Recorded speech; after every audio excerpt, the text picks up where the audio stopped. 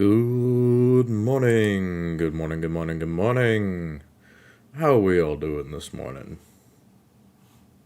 There we go. Good morning, folks. Good morning. Welcome. Glad to have you. Good to be back. Today we're going over a little bit of Dawn of War, going through some of people's animation requests, and of course, on top of that, focusing in on a couple of the things that we've been seeing come out as of recently. Most specifically, that is going towards several different things that have been released, such as this. Total War Warhammer 40k, the announcement trailer. Now, I did make a short video about this, looking up our hopes and fears, but in addition to that, it would be a pretty good time to remember that, well, we should actually watch the damn thing in order to start judging it. So I'm going to wait for some folks to get in here, and then I am going to get started with the actual review of the material. So I will wait, and we'll get started whenever folks get in. As usual, a pleasure to get out that Trench Crusade video yesterday. I was expecting it to take a little bit more time, but that initial one and the ones that are likely going to come after are probably going to take a bit of time on their own. Also, yes, we do have some Dawn of War up for today. It's just, I'm going to start with this and move on to whatever else people want to see, because I have a feeling that YouTube animations and other announced trailers are going to be pretty high on the request list overall. So, let's take a quick look at this first, just watch it partial the way through, because I do have a feeling that I'm going to be stopping several times, considering this is like a 2-minute 50 video, and there's been a lot of extra stuff that's come out even after I made my video. So, let's get going, and we'll see how the audio is once people get in.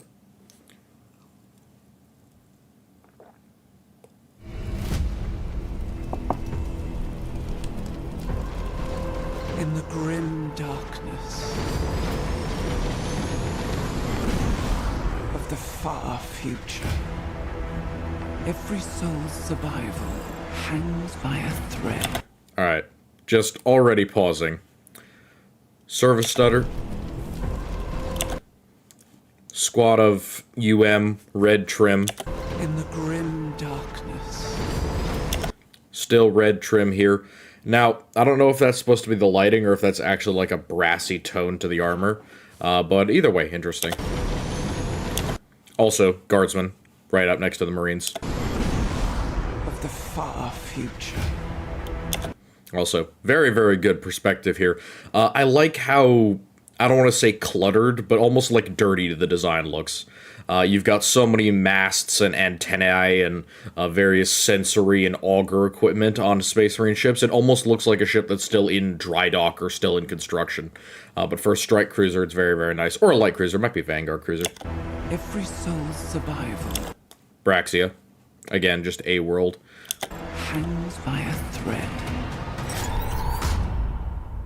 Also, I don't know if it's anybody else's opinion, but I really think that Loyalist Space Marines should probably be using some slightly different colors of eye lenses, in my opinion. Let's get some greens and blues in there. Maybe some yellows, even. The bolter with the grenade launcher underneath. Don't know how I feel about that. It looks a little fucked up. Especially with the scope on top. It's kind of like when you have a Tarkov build where you just add everything onto one gun, or you have stuck a whole bunch of additional attachments onto the same gun. I also find it interesting that like the top recoil spring-esque area is open here. Like that's clearly a round rather than a solid piece. Now, originally, I had believed that that was supposed to be part of the recoil mechanism. I do, however, think it might be electronics. But either way, something later for analysis of modern bolters, which I haven't done yet.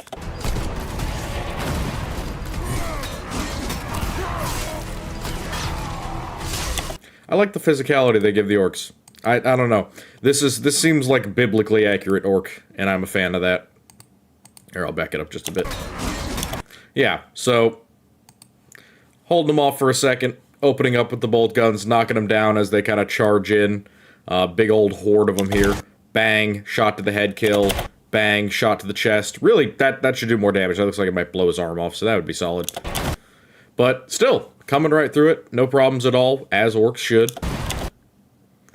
This gentleman, for some reason, advancing into the horde of orcs, intends to block with his bolter, which I see Marines doing this a lot, trying to use a firearm to block a melee attack, especially a big one. The bolter is tough, and it's made of very heavy materials, but it's still a firearm, and you probably shouldn't be using it for that purpose. Because it doesn't work, and because it doesn't have a stock or anything to brace himself against, it's basically useless for that. Gets hit once, gets hit twice on the back, third time, goes down. Now again, for all that he just went down, that literally none of those attacks actually broke through the armor, which I kind of find funny, because that's just pure recoil. 1, 2, 3, 4. Entirely pure recoil. I also note an interesting thing about how power weapons have changed from, like, back in the day. You used to have a lot more kind of brightness around power swords. They used to really look lightsaber-ish. They used to be very, very blue and very sparkly. But I've noticed that, especially with the newer ones, they tend to want it to look more like a sword and less lightsaber-ish. And so they've toned down that effect, and they've got this little lightning effect, as if it's supposed to be a lightning weapon. But it still works like a power weapon. I don't really have an opinion on it. I just think it's an interesting, like, observation. Like, if you look at Dawn of War power weapons, or if you look at power weapons from the earlier models and such, you don't get these, like, tiny little crackling lightning bolts. You get, like, a sheath of pure distortion energy. Also, this is totally unnecessary. One power sword to the chest. You can just see from his face that he knows he fucked up. Howdy, Wallflower. Welcome. We're already starting. I'm gonna go through it again. And then also, bolt pistol. Jesus.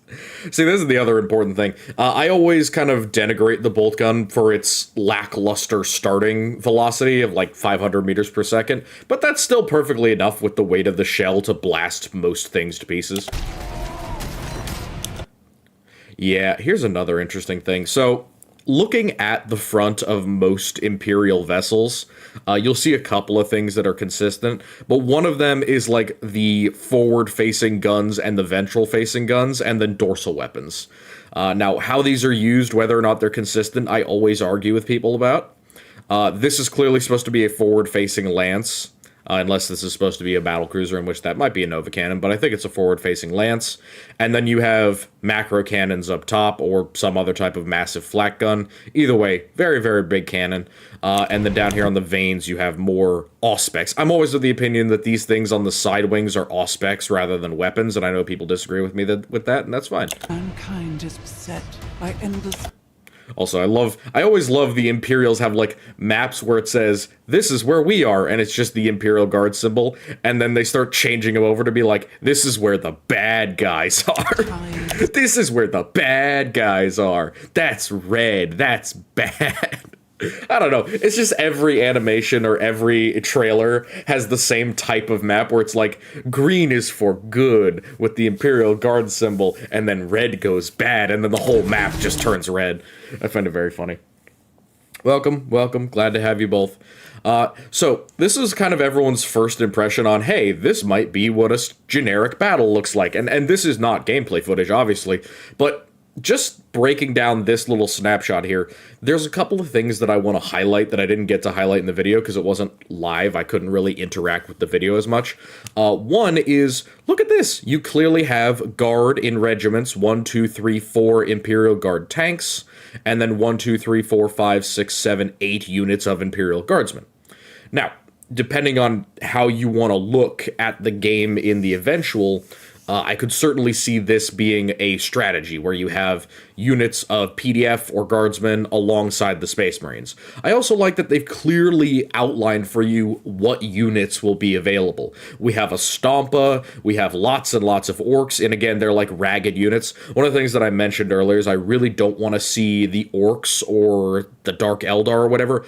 I don't want to see them in like line abreast formations. That's fine with Space Marines and guardsmen who are well trained and disciplined. But for orcs, I want to see like a horde. I want to see like a swath of orcs in their units, much like the peasants, if you've ever played Total War Rome.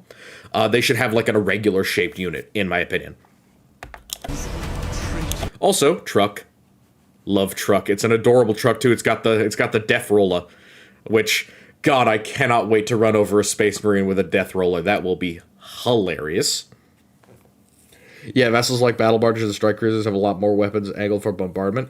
Yeah, see, that's what I would think too. And a lot of them, like the Hellbringer, actually has a bombardment cannon forward. But the thing is, you're in space. In my opinion, you could just angle the vessel and use that as a bombardment vector, so to speak. Yeah, I want to play Sisters too. I'm not going to lie. Using Sisters is going to be awesome, but I could also imagine Sisters being tacked onto other factions, right? Because the Sisters rarely are going to deploy entirely on their own. I could see them teaming up with Guard or having like a substitute into Guard. Again, as somebody who likes the Sisters, I would hate for them to do that as like a permanent thing, but it is possible. Yeah, next to Guard. Faction will have some sort of exterminatus weapon to destroy planets. Yeah. Oh, what ideas of what the Eldar can do? I would say for the Eldar, there's a couple of things. One, they have nuclear options. Two, I don't think the Eldar necessarily are going to destroy so much as like permanently ruin worlds, especially with like economic raids or something like that. But I don't know what the Eldar would do other than just straight up orbital bombardment. I mean, you could do that for a while and end up getting the job done. But there's also like, you know, black hole guns and D cannons that you could fire at a planet enough times for it to stop existing effectively. Also, I was kind of shocked by how many times they showed the Stomper. Because the Stomper's a massive unit, and putting that on the field as an actual legit unit kind of leans me into believing that that's like a Titanic unit almost. Definitely bigger than a tank, or it's more like a knight, honestly. Yeah, for the Sisters to bulk the army out, I'd agree with that. Yeah, Ministorum troops would be nice. I think that they'll be kind of like the PDF, honestly. They might be an implicit unit, something that you get rather than something that you recruit. Yeah, a halfway point between the Guard. See, the thing is, the Guard are going to have, like, Scions and stuff, so I'm not going to say that Sisters are a halfway unit, because you could definitely end up with points where the Guard are hyper elite. Also friendly fire. I would love to see the Orcs operate kind of like the Skaven. There's nothing that keeps them from shooting even allied units, so their artillery can just kind of go ham even if their allies are tied up in melee. I would enjoy that framing of their faction. Also, just whenever I see this, whenever I see like the belt-fed submachine gun, especially like the one with the heavy barrel, I'm like, this is what the Germans saw when American tankers came in. Wow. My 18-year-old tanker ass in 1944 getting obliterated by a 2-centimeter anti-air gun. Oh, yeah, Scions are gonna be awesome. Also, I love that it's blue. I don't know how accurate that is. I mean, considering it's plasma, I think it would immediately change back to whatever his blood color is, but fuck it, that's a really cool image. And it also probably helps with limiting the amount of blood and gore in certain, like, trailer announcements. I know some countries are very clampy downy on what things you can show, so I guess that's kind of a way to avoid that. Also, I just recently got to take a look because I was playing Space Marine 2 on how many weapon systems are on the Thunderhawk, and I just come to the point again of, this is not an air superiority aircraft. There is nothing about this thing that is a fighter aircraft whatsoever. It's a fucking A-10 with extra armor, essentially. Also, the air-to-ground missiles are great. Are Americans modern-day orcs? I would say no, but it depends. We're 50 orc tribes in a trench coat. I'll take that one. Also, damn, I'm shocked at how well, look at how well this truck is constructed. Hit with a missile on the rear end, the whole thing, rather than falling to pieces, falls over in one solid piece. That is some solid orc craftsmanship right there.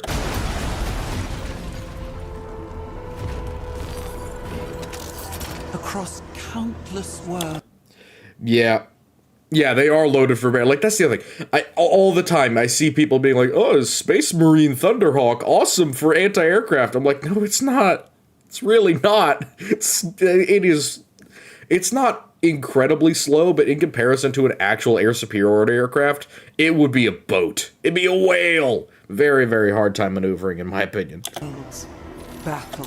Also, again, oh god, the little layouts. I also love, I don't even know what the aesthetic is, but it's almost like retrofuturism, with the very, very small layouts and the bubble screens where there's like a clear perspective shift, like a fisheye shift.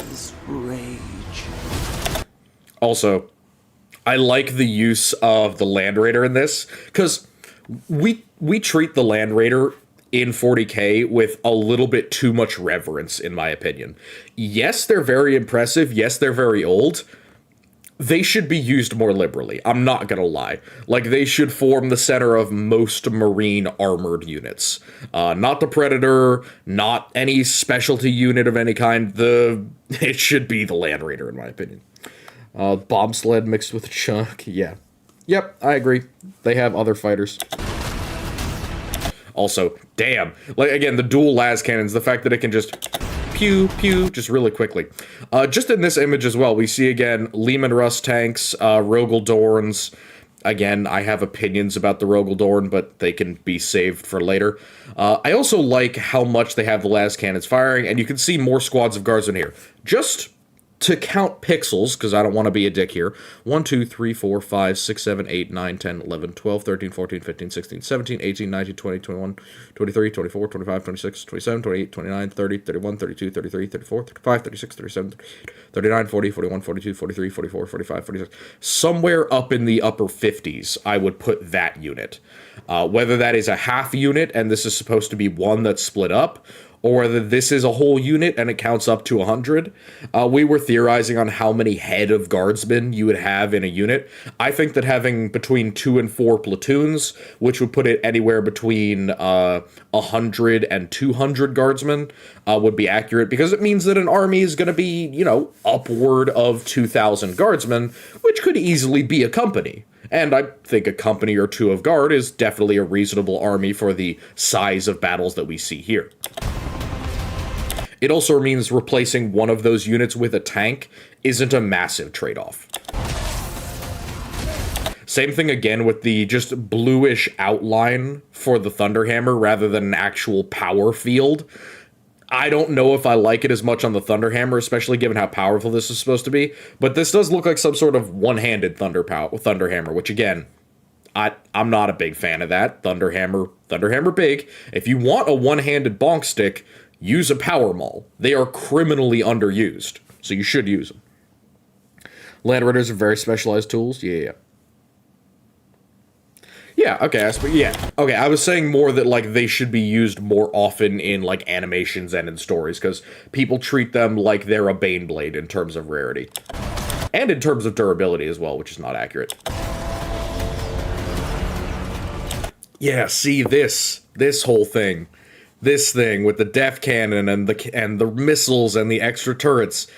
God, we've never seen something this big on tabletop short of, like, the Bear from Total War Warhammer 3 or some of the other massive summonable units. Now this, I'm not going to say it's the equivalent of like a Titan, but if we're talking about a real Death Dread being, or a real like Stompa or Gorkanaut Morkanaut being used in combat, God, this opens the door for so many cool units, including the Baneblade and Knights. Also Def Cannon.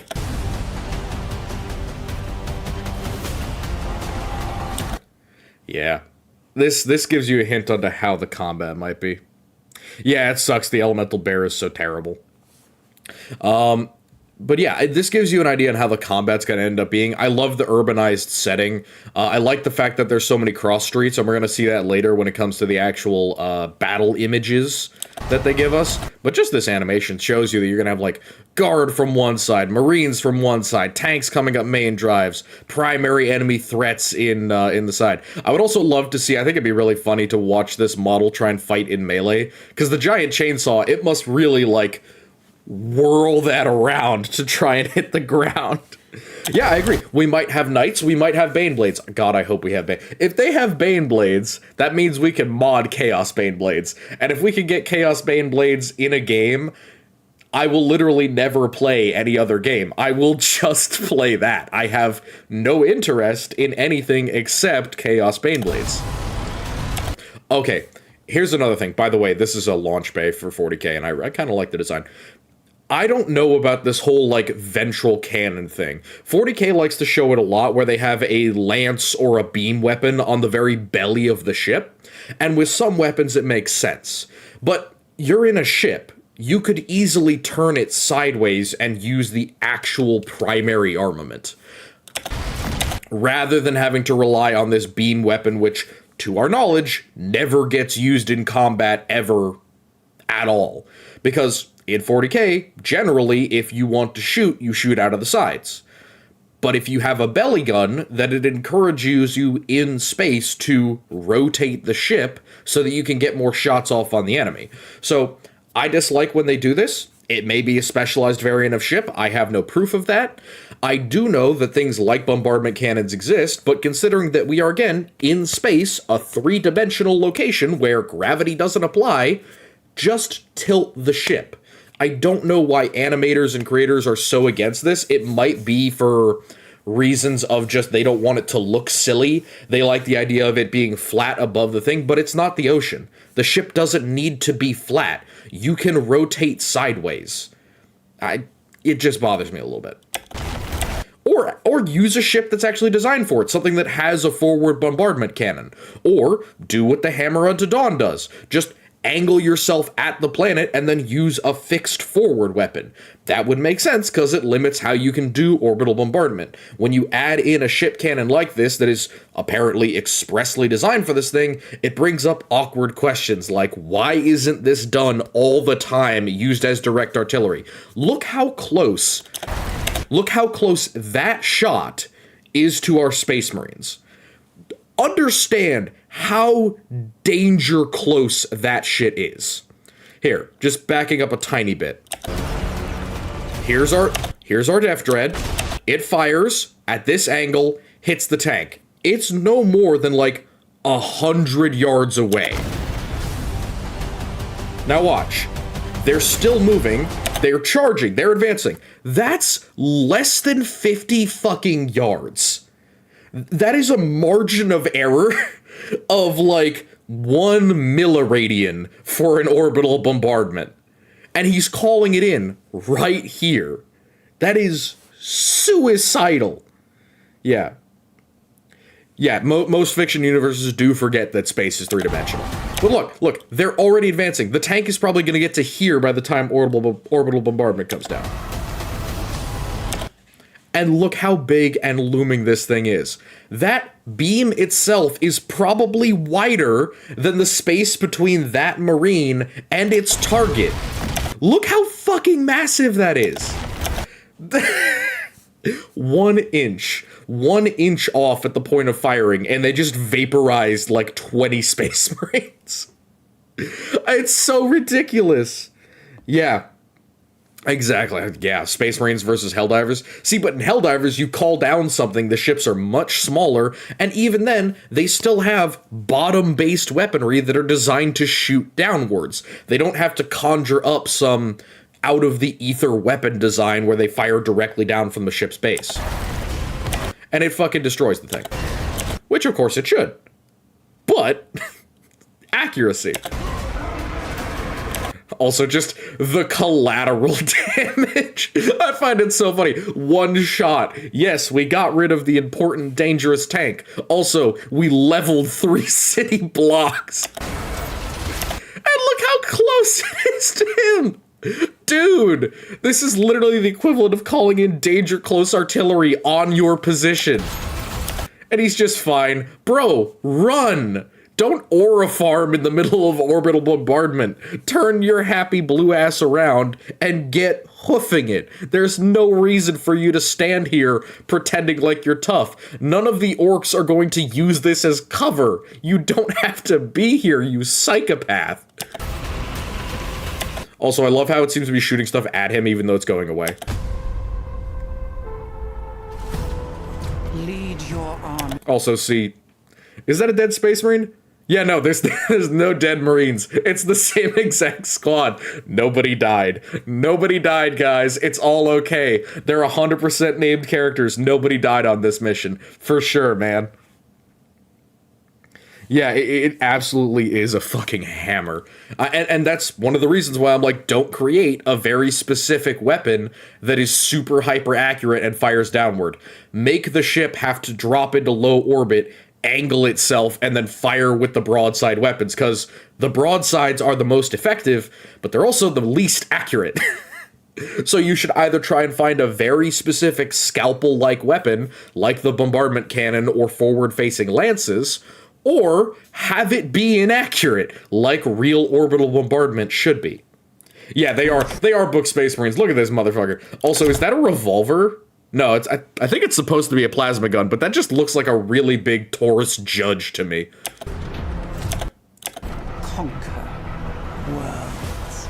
Also, that conquer worlds thing's fucked up so much stuff for other people. Also, look at this. We're in the skirt of an actual hive, and it's actually a pretty legit one, too. You can see that it rises on both sides. This is clearly the central hive. This is like an ancillary or an additional building, maybe even a neighboring hive. We could be looking at conjoined hives. We love conjoined hives. Fight on. Also, hey, Xenos guys, we haven't forgotten you. We gave you a total collective 2 seconds to be in the trailer. Yay! Yay! The Eldar got in the trailer, guys. Look, this is the Eldar in the trailer. It's like a fraction of a second. Yeah, literally, Eldar mentioned. This is the most literal definition of Eldar mentioned. Nothing else, just mentioned. See, you aren't even mentioned. You're just the central focus of other Xenos things. And I love looking at these because it points out a whole bunch of different world types. Like you could see standard oceanic world, gas, some sort of geological, more gas, a more standard world. It's just very interesting. It's like, this is where all the Eldar are going. This is like the weblay lanes between them. I love it. It looks very interesting. See, none of the Marines are dead. There are just dead guardsmen in this fucking picture. None of the Marines died. Nobody died. It's just dead guards. These poor motherfuckers. They're not even worrying about the dead guardsmen.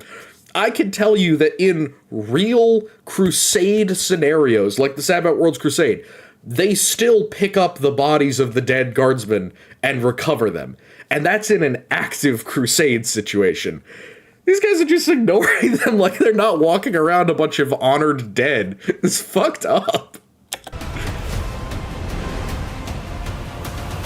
God, yeah, see, hive, big hive, 1, 2, 3, 4, 5, 6, and assumedly another like 12. This is another one of those things where I'm like, ah, yes, 20 hives. I sure hope there's an agri world nearby. Otherwise, y'all gonna fucking starve.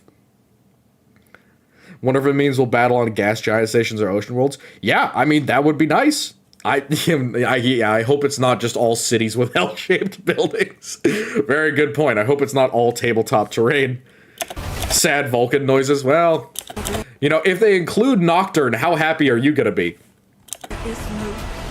Yeah, see, it gives you all these different worlds examples. I like the blue. See, I'm always a big fan of oceanic worlds in 40k, not only because it gives me the opportunity to, like, put canonical, historical, military ships on the ocean in 40k and arm them with 40k weapons, like a Yamato equipped with las cannons, or modern naval destroyers equipped with hunter-killer missiles and 120mm battle cannons and shit. But also, it just makes for very interesting economies, because an oceanic world, it's like a mix of agri-world and refinery world. You get salt in huge amounts, you get fish, you get algae. There's all types of cool stuff that you can get out of an ocean world that you really can't get out of your average agri-world.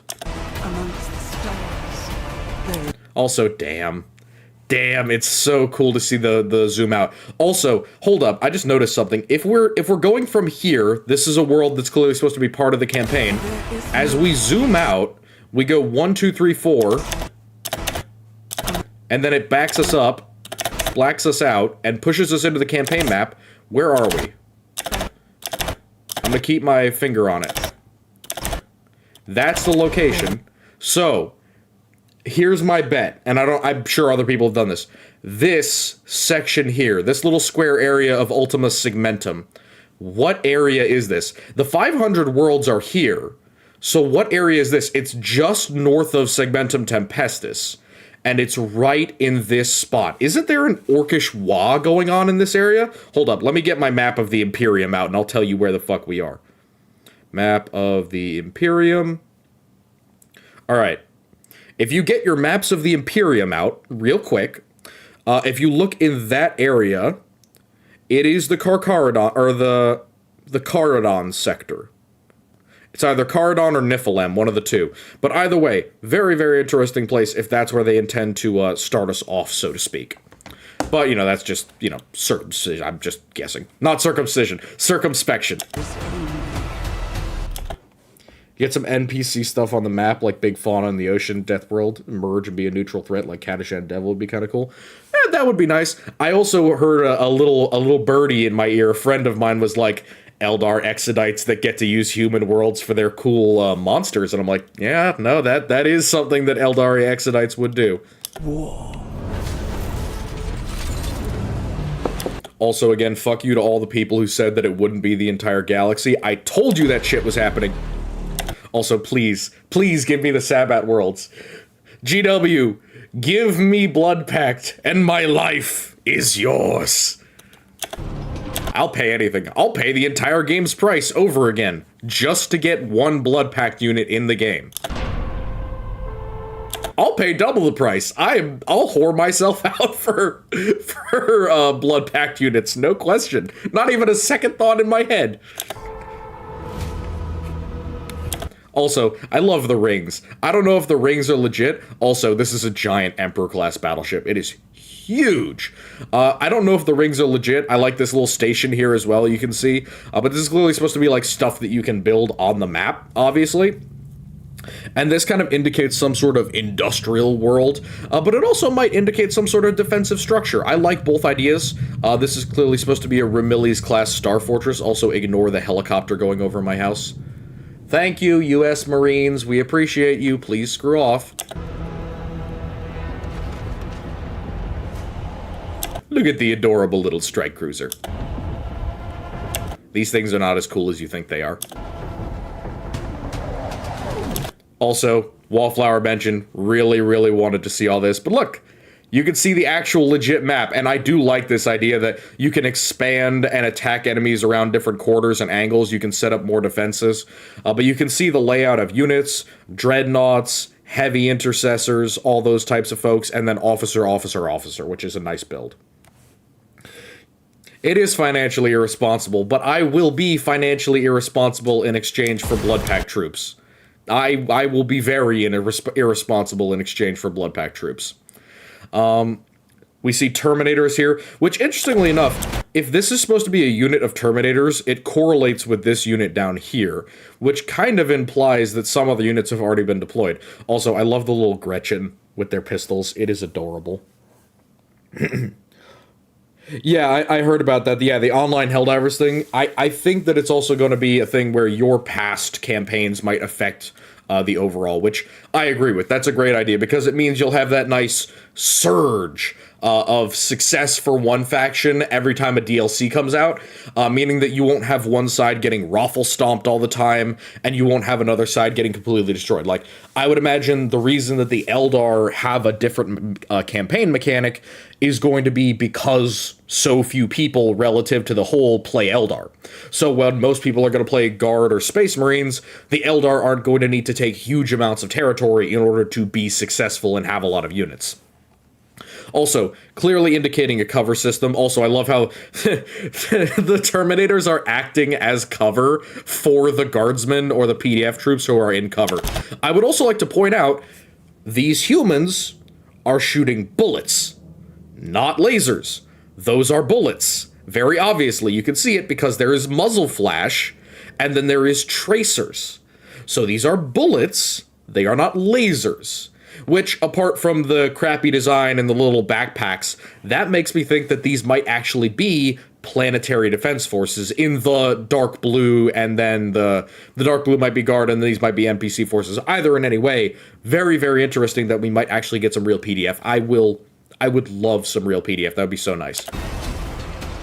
Also, Killicans! Adorable. Also, I gotta say, some real fancy Killicans. I mean, look at this one. That's almost Dreadnoughty, and I like it a lot. Dreadnoughty. Well, yeah, no, the PDF almost always use auto guns. PDF do not use las guns almost ever. Generally, they will have auto guns because it's cheaper, and mostly because they can be made on the local world. Also, great idea for a map. The idea that you'll have like 2 or 3 breach points or entry points.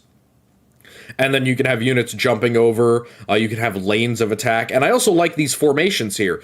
You can clearly see the guardsmen have like an anti-tank unit up front, artillery or mortars in the back, and then they have block of infantry, block of infantry, block of infantry, block of infantry, clearly acting as like chaff and buffer units for their more hard-hitting guys.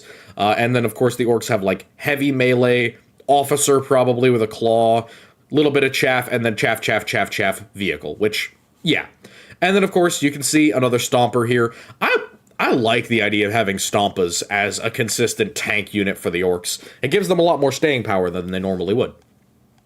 Also, hover tank.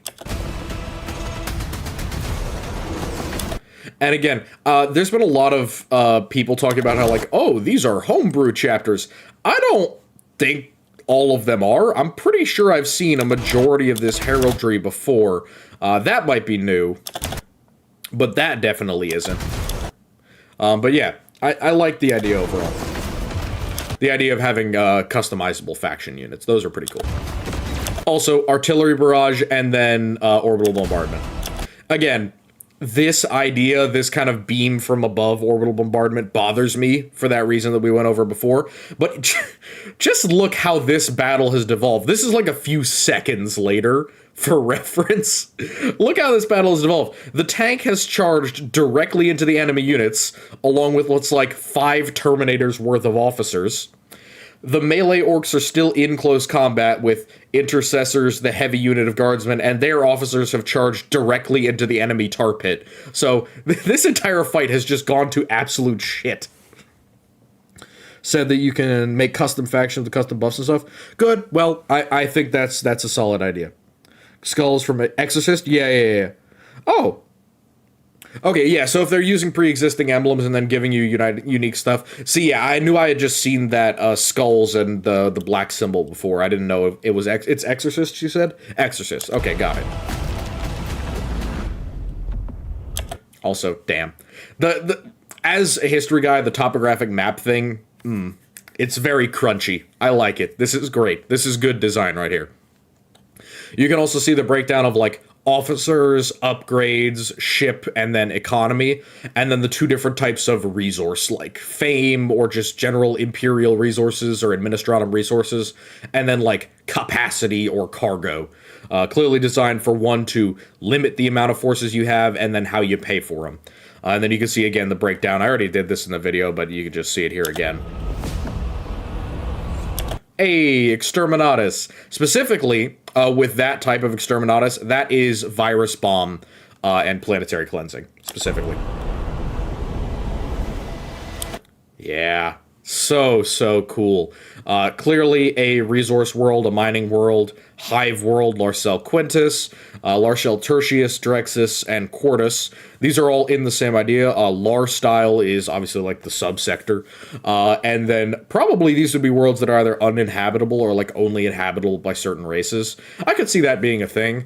But I also really like this kind of spiderweb pattern where there might be 1 or 2 different ways to get to a sector, because that means that certain types of breaking off enemy supply lines and stuff might be helpful. Yes, I have already wishlisted the game. Why do you ask? So, with that out of the way, does anyone want me to go over the first few minutes again? Because I kind of did start before you were all here. Other option, if anybody wants to suggest another animation or something we could watch. Otherwise, I'm going to jump into some Dawn of War, and we can continue from there. Jesus. There's also a bunch of people who have done reviews and shit of this stuff in general. Oh, here, actually, I really want to show you guys this one, because I talk about it all the time, but it kind of puts in, yeah, I wonder how the Votann will play. Real question, I wonder if the Votann will play. I wonder if they'll even be part of it. Yeah, go ahead, give me your suggestion as we watch this. Also, I just want to say, really cool power sword. It doesn't get addressed, but this is almost like the Acastus electric blades, like the voltaic blades, but it's clearly supposed to be a power sword. I never wanted this. What the Chaos Bulk does to a motherfucker. I never wanted to unleash my legions.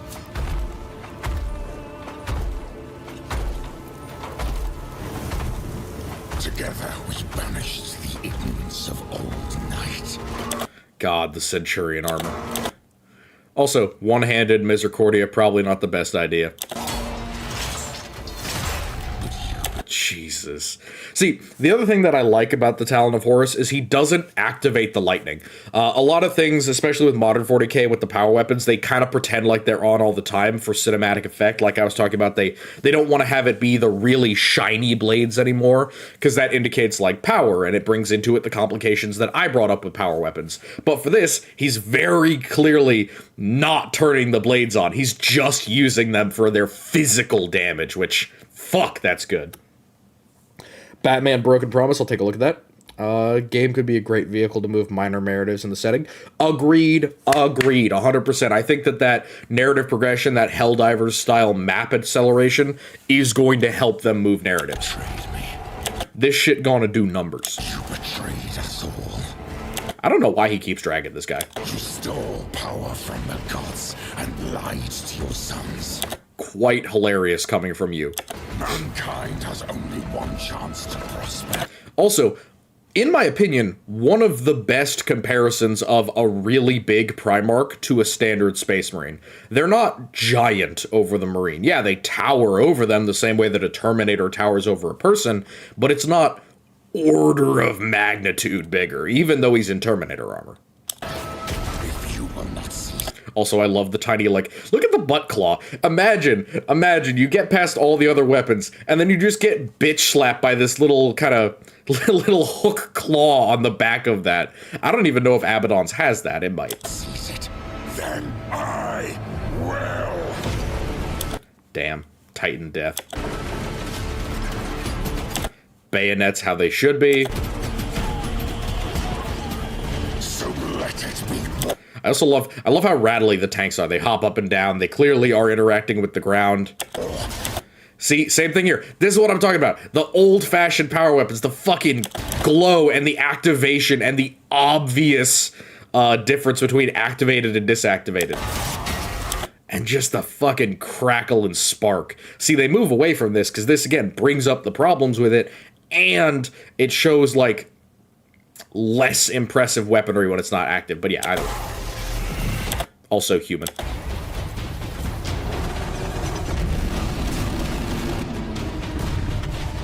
It's rattling, it's moving, it's rotating. It clearly has, you know, some way to keep its gun level.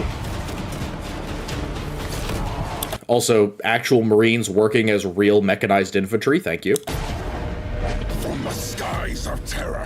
Fuck, I love Chaos Grid Cruisers. Or battleships. I think it's a battleship, but either way, still, fuck, I love this design. To the galactic rim.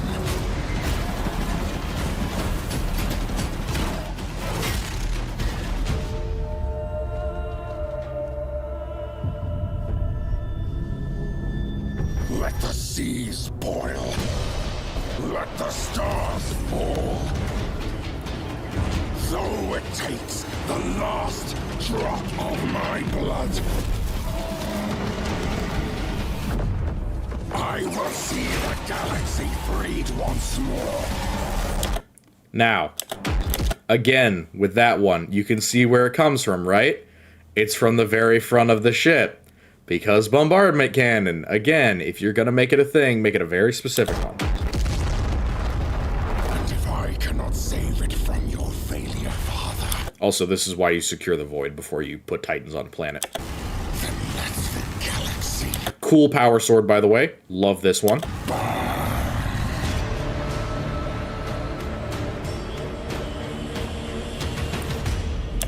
Alright. Batman Broken Promise, you said? Let's take a look at it.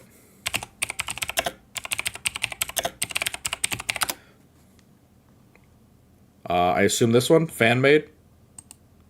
Let's take a look. This is from Steve and Tumble Animation. Is this the right one, my homie? 2022, I'm willing to bet that is, because that sounds relatively modern. Yep. Sweet. Let's take a look. No way affiliated with DC Comics. I just really love Batman. Nice.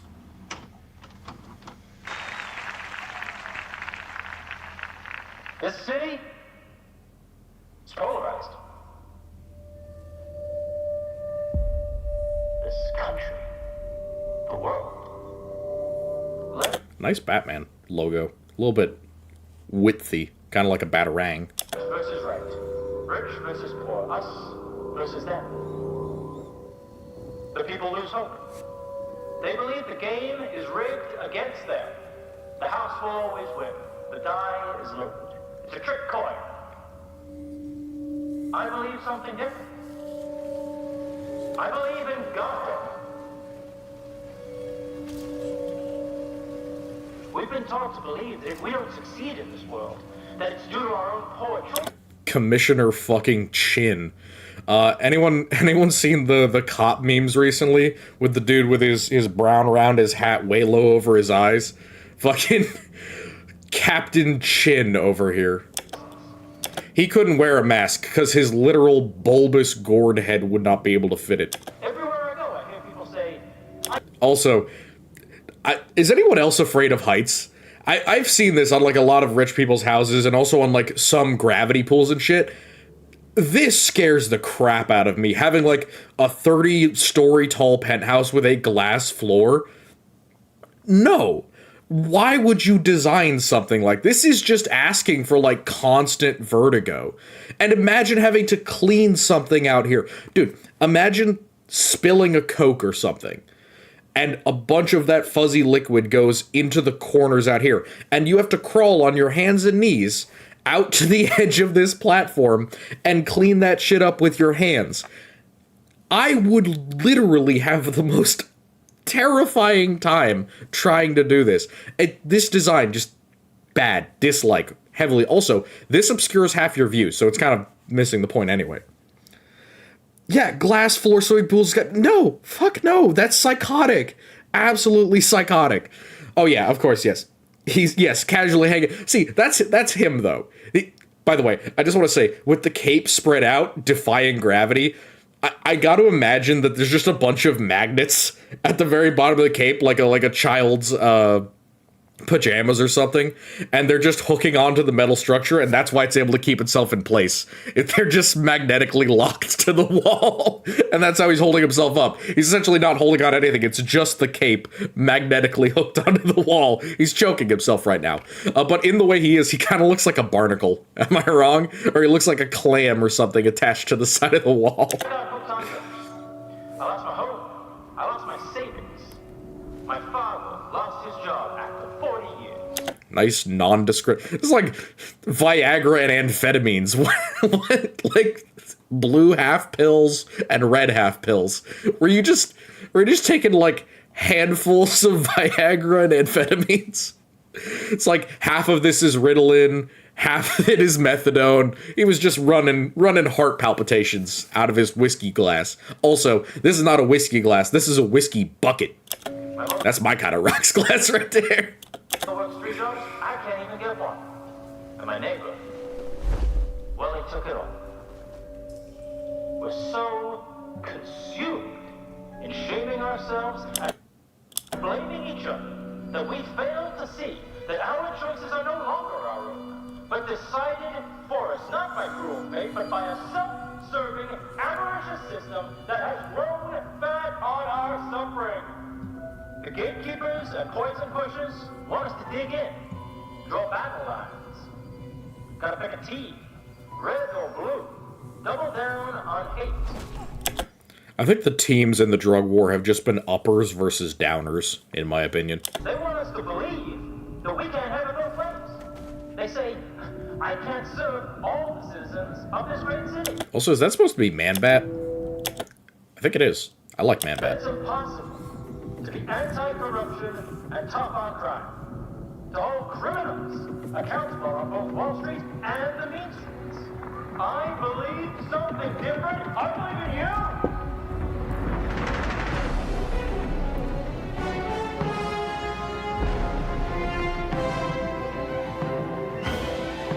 Great animation, by the way. Damn, the rain and the light and everything. Very, very good animation.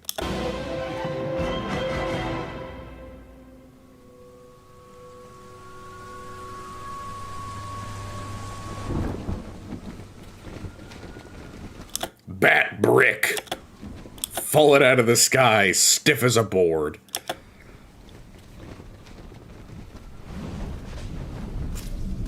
Just one of these days. Just one of these days, I need a Batman animation or like a spoof where the whole cape and gadget thing just doesn't work and he does the fucking fall of faith and just fucking lands on his face.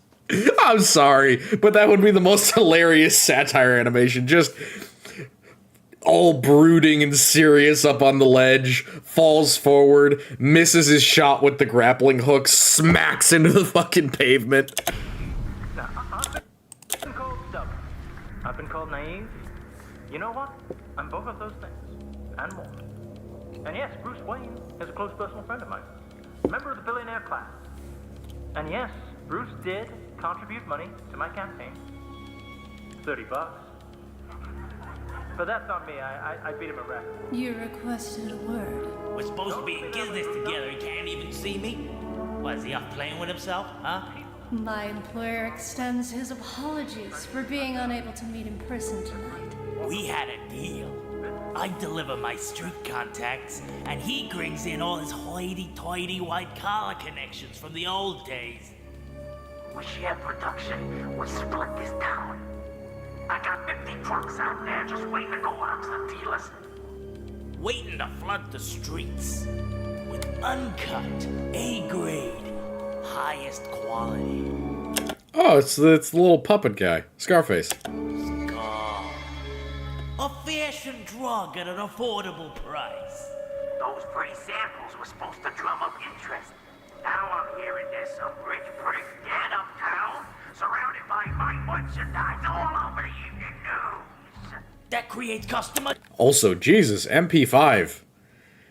The old version of Scar had a frickin' Tommy gun. I guess he's upgraded significantly. Doubt that draws the heat He does also look more Italian than the old puppet did. down on us. Or worse. Drug addicts OD every day, even those that live in penthouses. Also, I'm getting severe Makima vibes. I don't like it. My employer wishes to convey his firm reassurance that the integrity of our product is not being compromised. Oh, yeah, you have a fair point. He's got that kind of, yeah, I'd love an MP5. He's got that more kind of, the sleazy dude from John Wick. That kind of Russian mafioso thing. You have a fair point. Don't look at him! He can't even wipe his own ass. I'm the made man here. My apologies, Mr. Scarface.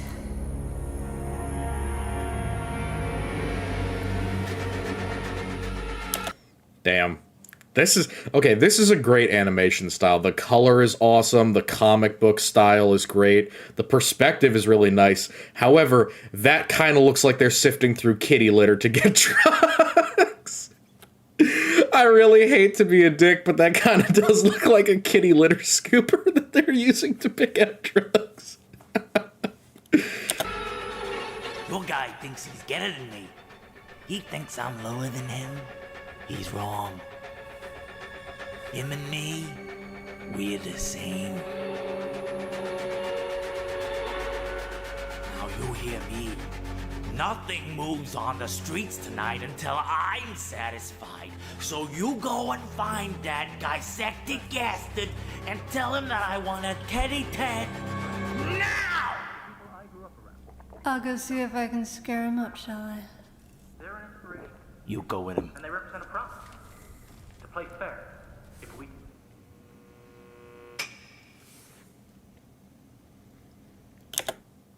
What do you do What do you do in this situation?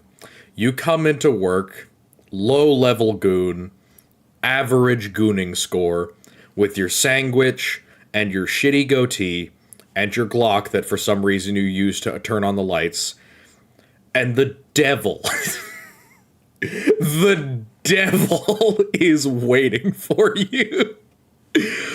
Turn off the lights, walk out the fucking room. I don't think you'll get that far. Yeah. Very emblematic sandwich squeeze. Also, is that a vegetarian sandwich? Bro. It's like midnight. Are you... The only thing that comes out of there is lettuce and tomato. Did they skimp your ass, or did you get a fucking salad sandwich? You got a salad sandwich. You're gonna die with the most disappointing sub in the world in your hands. Doesn't give a fuck.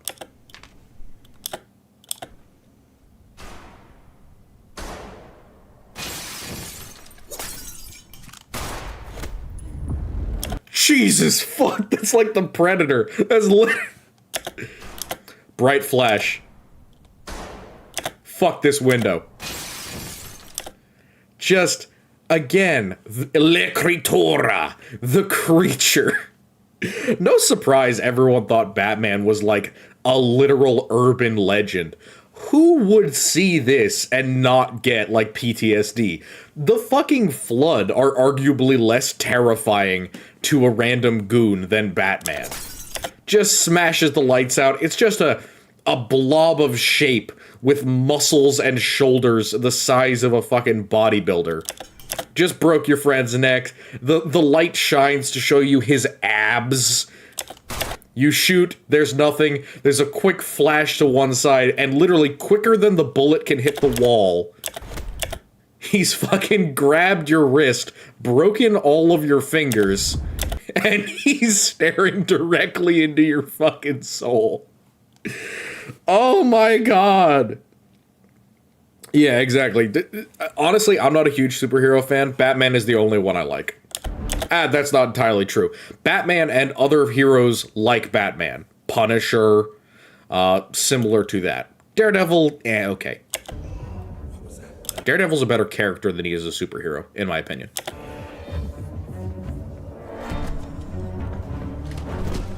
Also, I really wonder, all of these, like, big criminal conglomerates, they all arm their goons very similarly. Always pistols. Conrad Kurz was arguably more effective than Batman, because he did what Batman did, except he was actually successful on a societal level. No matter how hard Batman works, Gotham remains a shithole. Conrad, on the other hand, he got shit in line there for a bit. He's also immortal, so he can actually stay around. He doesn't have to get old like Batman. See, we got a guy with a nice machine gun here. He doesn't know what he's doing, but he's trying. He's not even aiming the right direction. He's not even aiming the right way. He's just fucking emptying into a hallway, and Batman's like, I'm gonna wait and let him run out his ammunition. Oh. Yeah, Punisher logo stuff is cringe, but I do like Punisher himself. Arkham Knight and goons actually have militia. Yeah, see, those guys are nice. The militia guys are cool. God, what gun is that? It looks European to me. Might be an... What the fuck is this? What is that? I don't know, like a Keltec? No, it's fucking bulky. It might be like, I don't know, a weird gun.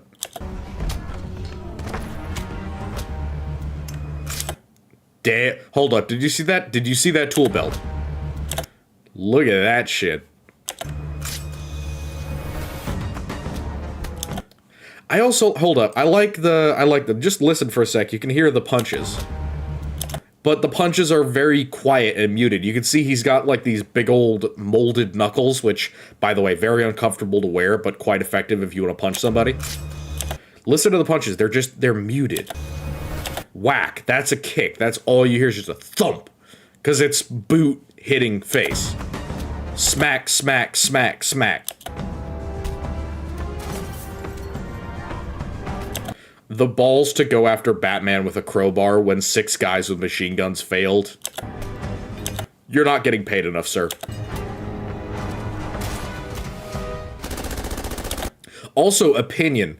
As far as, like, getting hit with the bat gauntlets, the spiked side of them, what do we think? Do we like it where the bat gauntlets are like a legit weapon, like they're blades? Or do we like it where they're more like this, where you can thump someone in the side of the head and they're not gonna fucking slice their face open?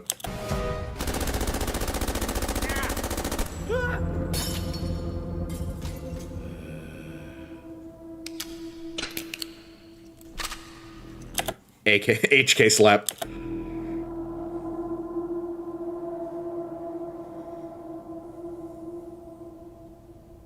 Ventriloquist.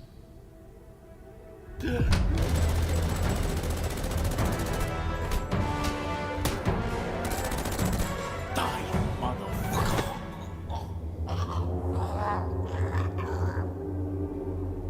Half the drugs have been poisoned. You've been double-crossed. I wonder. See, the ventriloquist has worked like a dozen different ways over the fiction, and I really do wonder what direction they're going with it, because I don't hate the ventriloquist. His design is pretty cool. Blades are too I agree, the blades are too lethal, but they work for certain guys. Yeah, batarangs can't make up their mind as to whether they're sharp or not. Agreed, definitely. On some ones like Batman Beyond and Batman the Dark Knight, they're both like really sharp, like razor blades. But, you know, if they're not too deep, they're not really going to cut lethally depending on what design they are. You said that's my personal headcanon as to why they're designed in the bat kind of way, is they're designed to be sharp and to be painful, but not to be lethal, essentially. those trucks out tonight, a lot of people are gonna die. This might stogie got me. Not talking to you, scumbag. Arnold, nothing goes on here that you don't see. You know who did it. Where is he? It's fucking just the devil voice. Where is he? Where is he? Where are the other drugs going? Whatever he promised you, he won't be able to keep his word.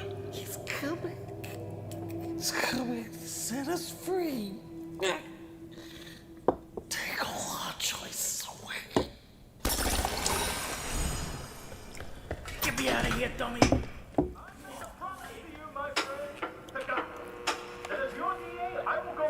Damn. The animation, the Justice logo, it's so fucking cool. Always let your conscience be your guide. No one, Scarface. Damn. With crime in this city in every form it takes. Love the symbolism, love the art style, love the lurid neon color. So cool. Also, what's with the outline? That's a little off. Bloodsuckers that feed on the innocent from below. Bloodsuckers that feed on innocent from below. The definitely not vampire man who attacks people in the middle of the night. Or the vultures who pick them clean from above. What are you worried you're gonna get us dead? The faster you move. Rather than unite us. Together. This looks like The Purge. Like, this art style, the American flag, it looks like The Purge. Free from choice, equal punishment. Fucking nice. We're on board. A Gotham that is free and fair. Will you get tired? You can hop down, carry you for a bit? Huh? You bugs, get in here quick. It's the Gat Man. It's the Gat Man. That equal and say it. Gat Man is just Batman, or a guy in a really shitty Batman costume with like a gun. He's Gat Man. Yeah, Batman in World of Darkness, the Ultimate Hunter. See, Batman like Ultimate Universe, or Batman, whatever it is, the Absolute Universe, that looks really cool to me. No double standards. No half measures. No compromising.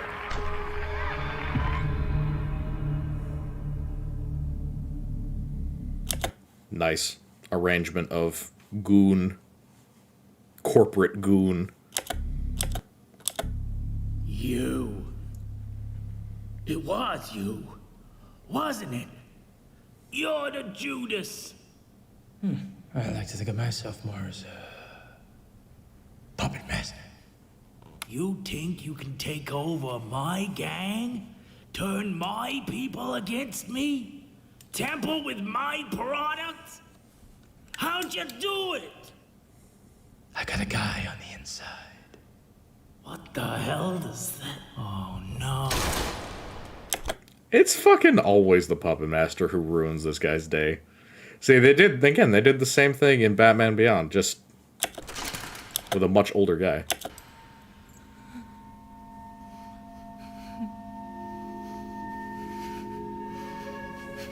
Well done, Arnold. Is it over? Almost. Mr. Two-Face, No one escapes the coin. but I helped you. I have a deep urge, and because I'm doing D&D again and I'm planning to do more D&D games, I want to make a Two-Face style character. I know it's like cringe and a little bit overdone, but I want to make a Two-Face style character, a character who has a genuine split personality or some really fucked up moralization. Because I've played Conrad in D&D before, obviously, you know who I am. I play Conrad a lot. But he's not quite the same as like a true, I have a rule and a law, and that law is based on luck of the draw or of the coin or whatever. I wish I could play a character like that in D&D. You said we were gonna bring an end to all the madness. I sacrificed everything. Do I care?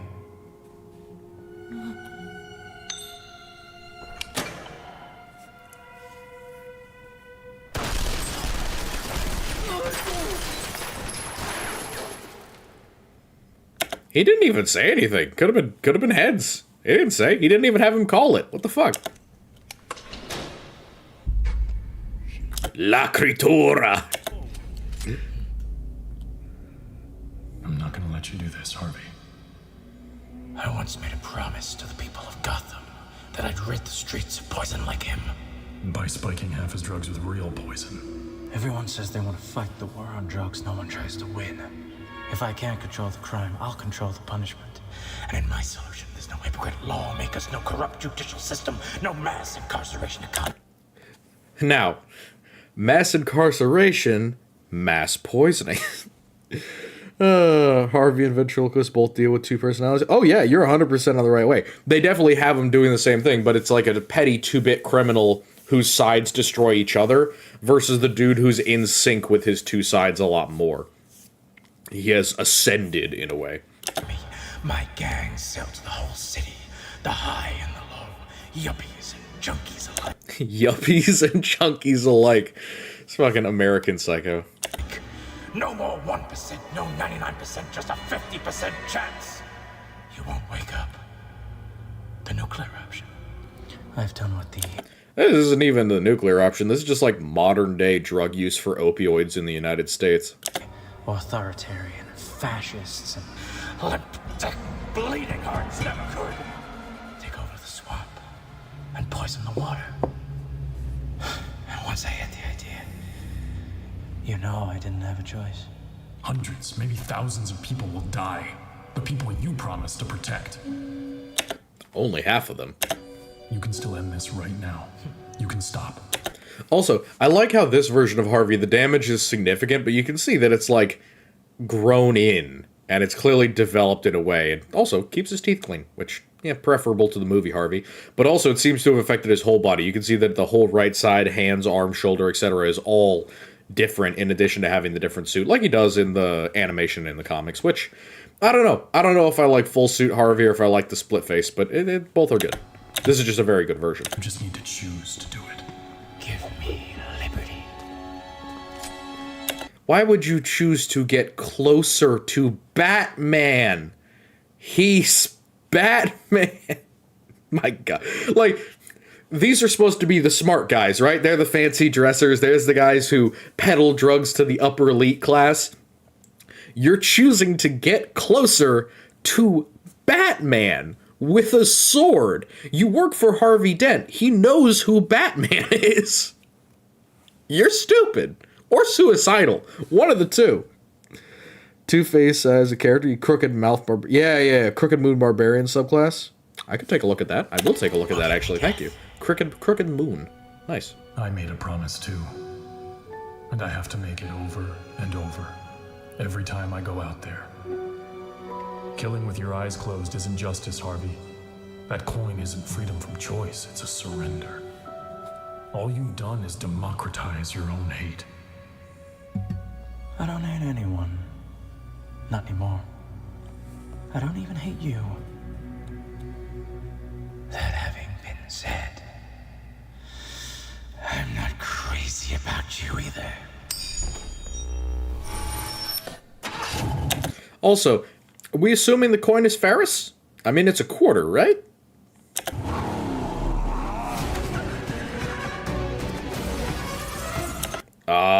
Batmobile, baby. Damn! Batmo hearse! Holy shit! Armored cowlings for the wheels. Fucking long-ass Lamborghini engine. And what definitely looks like something that a teenager made out of, like, sticks and toothpicks for the front grille. Damn, that's thick, though. I like that.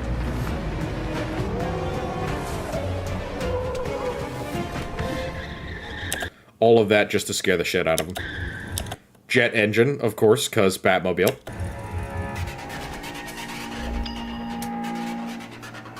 You! Take the shot! Got it. No!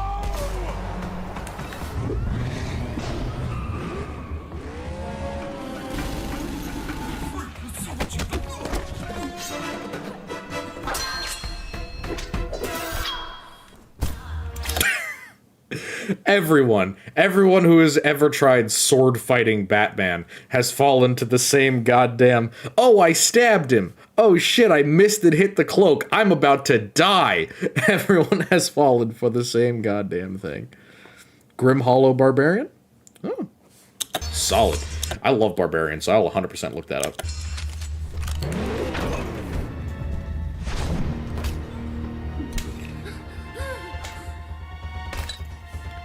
Yeah, exactly. Like, in Gotham, everyone should know who Batman is. The fact that people still choose to fight him, I feel like has more to do with whatever drugs everyone is on that makes them think it's a good idea to live in Gotham, or the fact that they get paid quite a lot of money to bully people and they run into, like, Batman impersonators all the time. My only excuse is, like, they run into Billy McNobody, who isn't really Batman, but he's just dressed like Batman, and so they kind of run the numbers on, maybe this isn't actually him, and then they get their fucking face pounded in. Yeah, he melts people in Melee. Oh, goodness.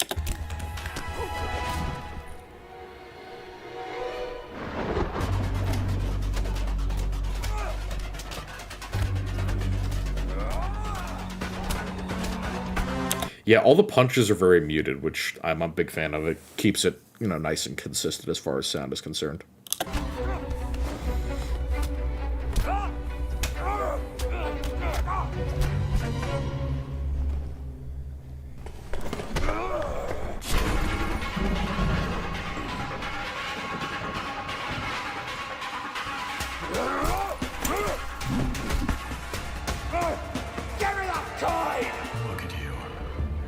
You think you're free.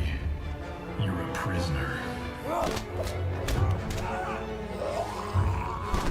He sounds like a fucking zombie. Oh my god.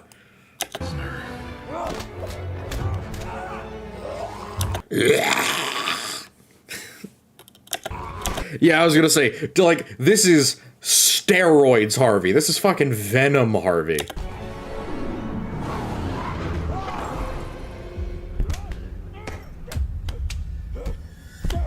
No double standards! It just sounds like he's slapping on him real hard. No half measures!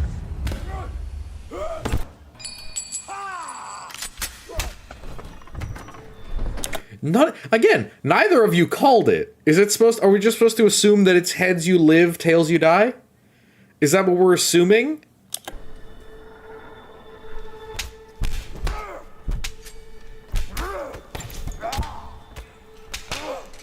Also, how many guns this motherfucker got? It's like 3.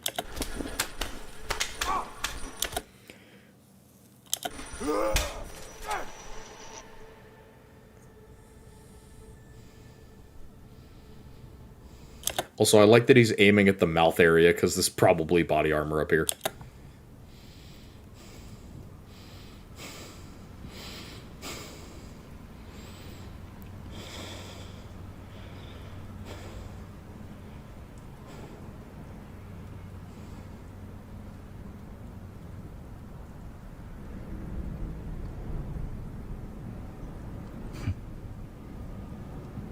No compromises.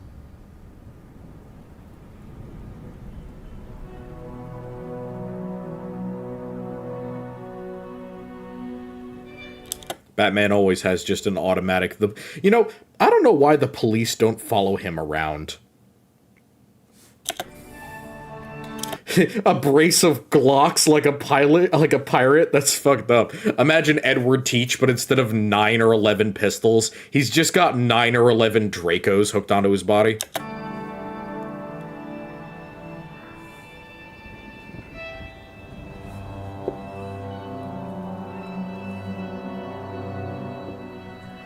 How the fuck did you live?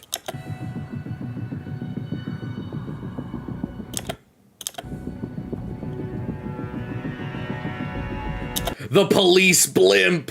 God, the cops need more blimps. That would be awesome. You just, in the middle of a fucking riot or something, and the police blimp comes overhead. Go back to your homes. I'm in a blimp.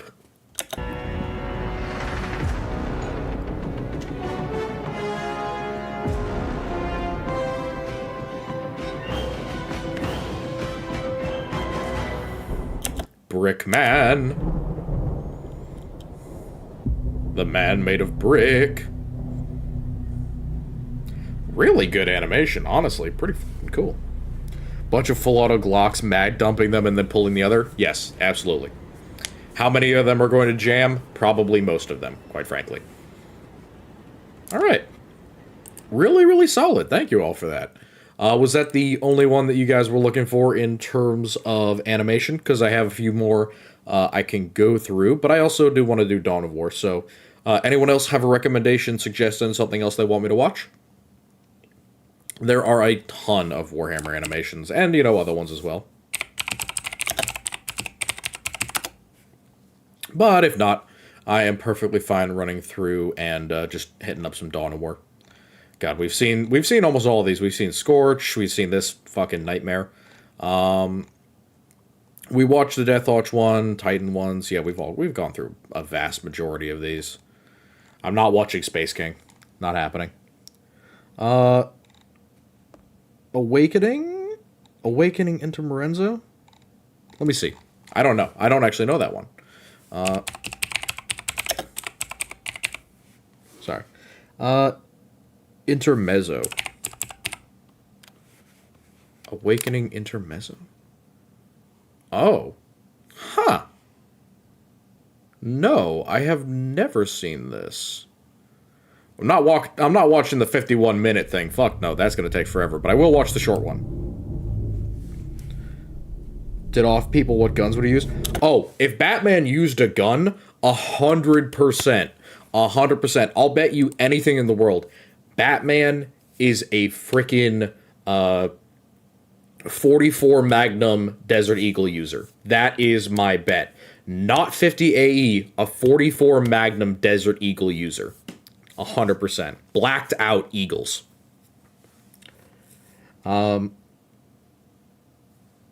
it is mad chill. We're trying to work on that chillness. We're just doing whatever we're looking for, and then of course we can always fall back on Dawn of War.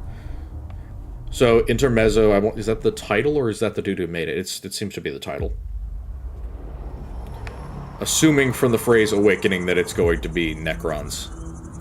Also, animated butterfly. That had them some thick wings, buddy. A little bit of an awkward animation. Hey, Knights. Night Skull. Looks like it might be, like... Oh. Goodness. Tank fires? Maybe. Yeah, tank fires. Not a Lehman Russ. This is... Yeah, maybe.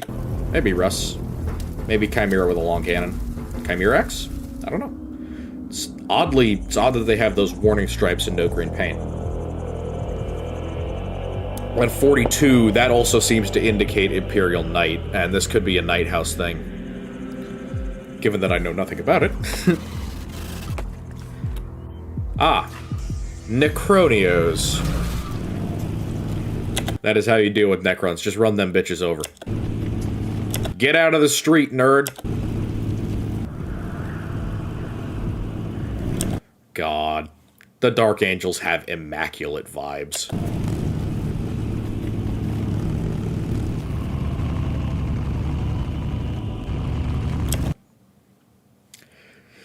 Ah, man. The Knights of Caliban are doing it good today. That is such a hot rod. Just a thick boy on his bike. These are dumb as hell, but in this case, I'll let it slide.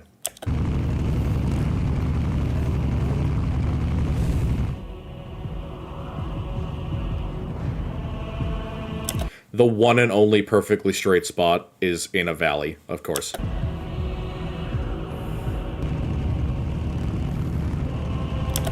I like how they have the animation for the suspension on this, because especially in the models, the bikes look like they have no suspension whatsoever, but the fact that it has like a whole section bouncing up and down, I really, really like this.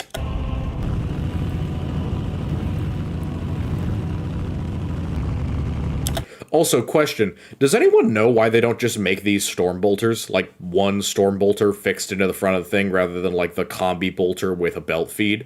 I feel like a storm bolter would be more effective.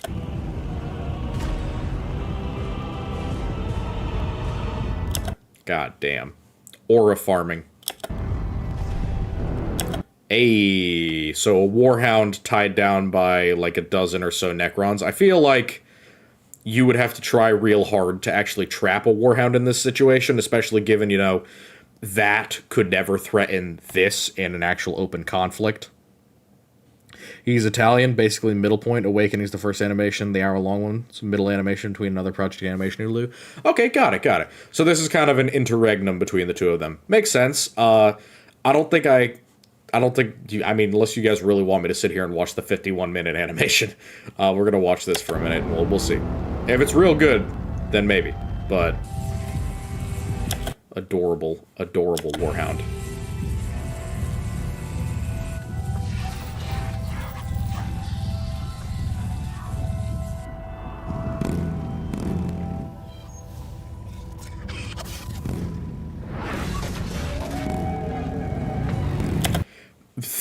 That didn't physics. Hold up.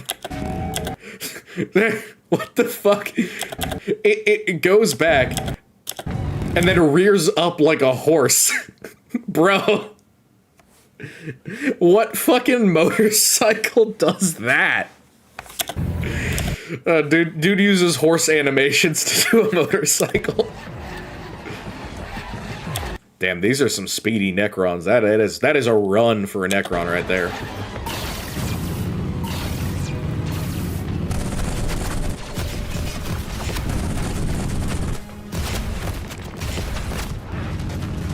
Also, Necron's taking cover. That's new. Huh? Bony Boy's not trying to breach the tie-down Warhound? It looked like they were trying to siphon some sort of intelligence out of it, which they might have to do while still conscious because they don't know how to power it.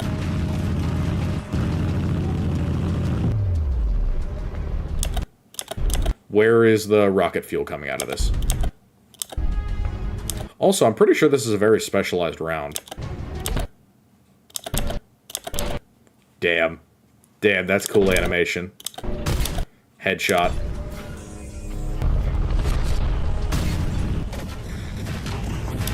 Yeah. Yeah, I mean, that would do the fucking job. No, not terrible sounds for the bolters at all. Are these Scorpex? I'm not very good on my Necron units. Are these Scorpex?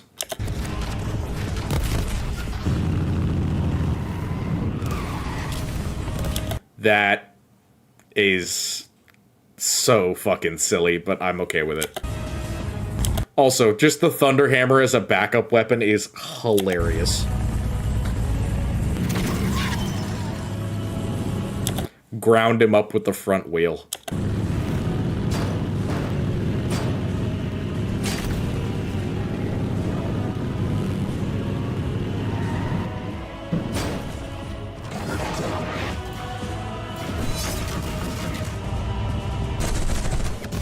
That is the correct response. Your enemy stances up on you. Yeah, it's Scorpec Destroyer. Okay, I got you, gotcha. Scorpec Destroyer stances up on you, powers up his weapons, threatens you to charge him. Just fucking blow his ass away with bullet rounds.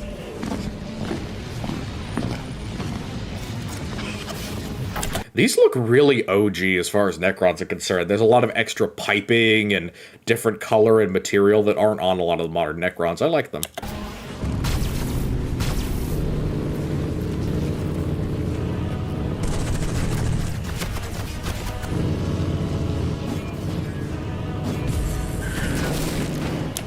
I'm shocked there's been no teleportation for many of these guys. Especially what looks like some sort of Tomb Keeper.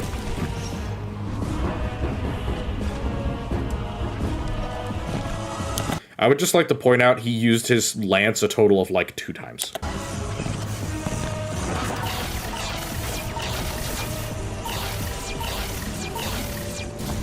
Crack grenade.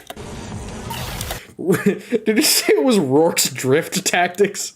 Oh, you fucker. Yeah, that is technically he is drifting.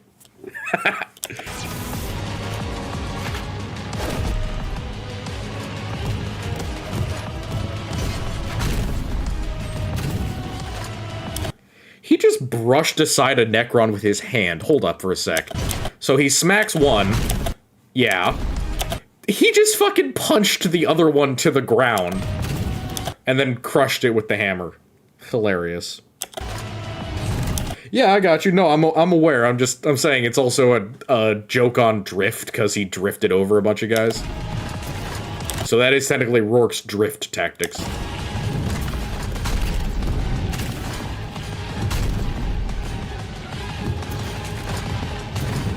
I don't know why these Necrons are like... He's clearly intentionally engaging him in melee. Look at this.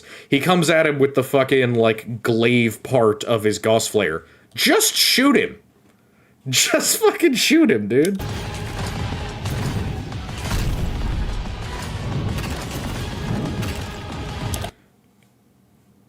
There's a perfectly serviceable melee weapon, and he pulls up the ones. Intentionally drops melee weapons to run the ones with the Necron warriors. Throws it like Thor's hammer, of course.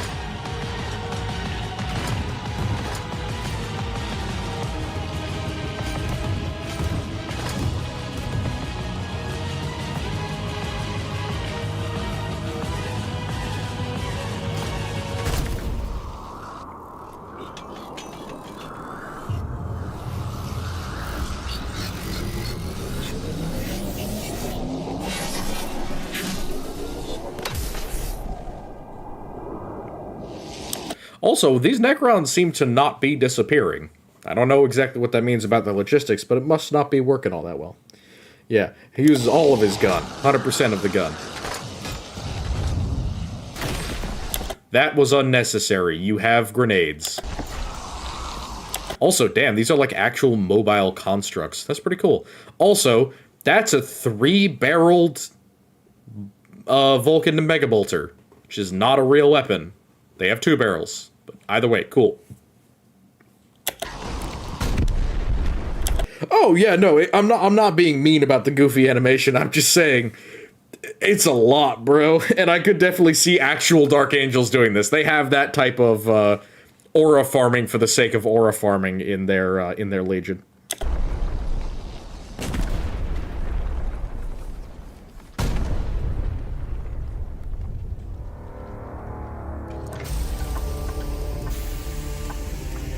Also, is this supposed to be a...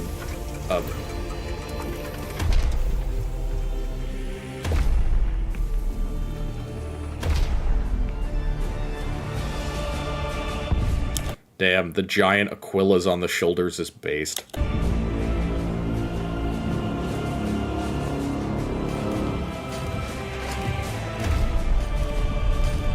I would not get close to that thing's feet. Holy shit. Bro, you are, like, asking to lose a limb getting that close. Holy crap. God, again. It's, again, almost like with the heights thing. It's just, Jesus, you can die so easily.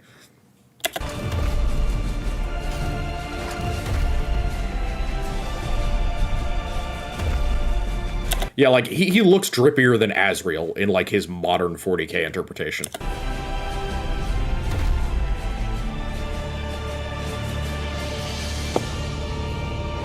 Which, by the way, I am all for drippy Marines. It's one of the reasons I like Chaos Marines more than I like Loyalists, is because they have individuality. They have drip. And to a degree, it looks very, very special. You telling me you outwalked the Titan? Fucking speedwalker. He's leading it like he's taking his dog for a walk. Come here, boy.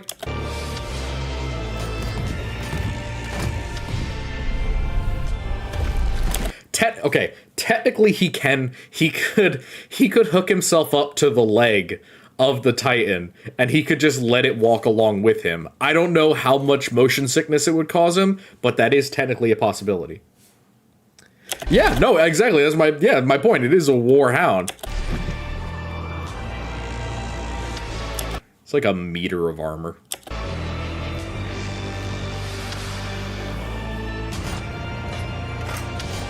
That's the same exact gesture we saw from that one Marine in the other animation. Almost one for one.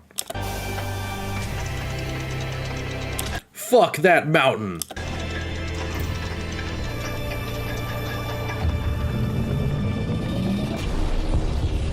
That is not how the plasma blast gun works. That was how a laser destructor works. It's fine.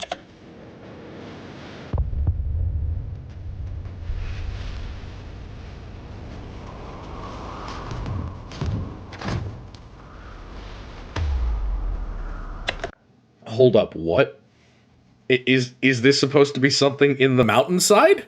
Was this something that was buried? Or did he just blast open this tiny hole and all of the residual debris is what resulted? I'm gonna pretend like this was built into the mountainside and it had more defenses.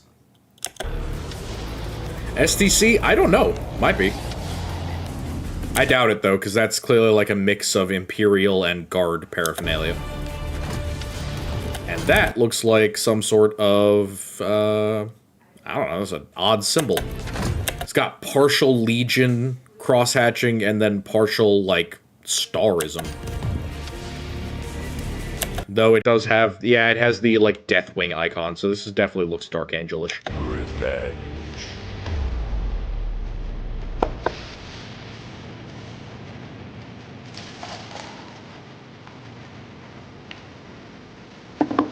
You have a fair point. Hold up. Let me take a look at that again, because you're right. Hold up. Hold up. The OG Legion colors are black. So that might be a fallen icon. And that, yeah, you actually have a very good fucking point. It would actually make more sense that he's after the fallen, and that might be a Chaos Star. 1, 2, 3, and then assumedly 1, 2, 3, 4, 5. So yeah, this could be an 8-pointed star, and this could be a fallen symbol. You have very good eyes, my friend, because the OG Legion colors that the fallen still wear are usually black. Revenge. Nice! Yeah, real solid. I assume y'all want me to take a look at the other one? We don't have to, but I'll leave it up to you guys. Yeah, classic Dark Angel side quest. Exactly. Exactly right. Just go after anything that wears green that isn't us. Yeah, you guys want me to... Okay, how about this? How about this? Sorry. I will watch this, but you guys are gonna have to give me like a 5-minute break, okay? So I will be right back. Give me like 5 minutes at the very most. I just gotta check on some stuff I got in the oven. So I'll be back, take a 5-minute break. I'll be back at like 3:55 or so. Alright, I'll be right back.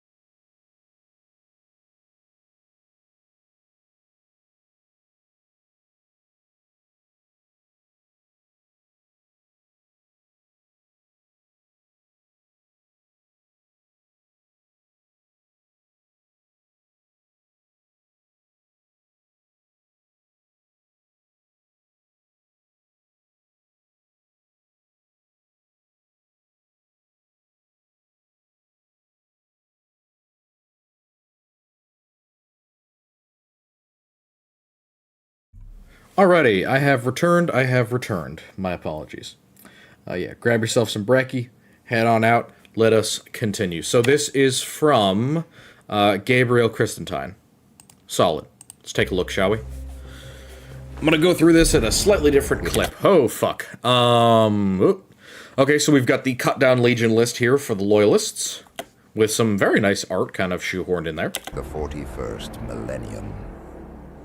10,000 years ago, the Emperor of Mankind. Yeah, grab you some Mexican food. You can always restart the stream a little bit and catch back up to us when you get a chance. Launched the Great Crusade. And I'm also going to go through this a little bit slower because now I can prep to continue for a while. Reconquering the galaxy in humanity's name and establishing his interstellar imperium. However, those old days of might and glory are long gone.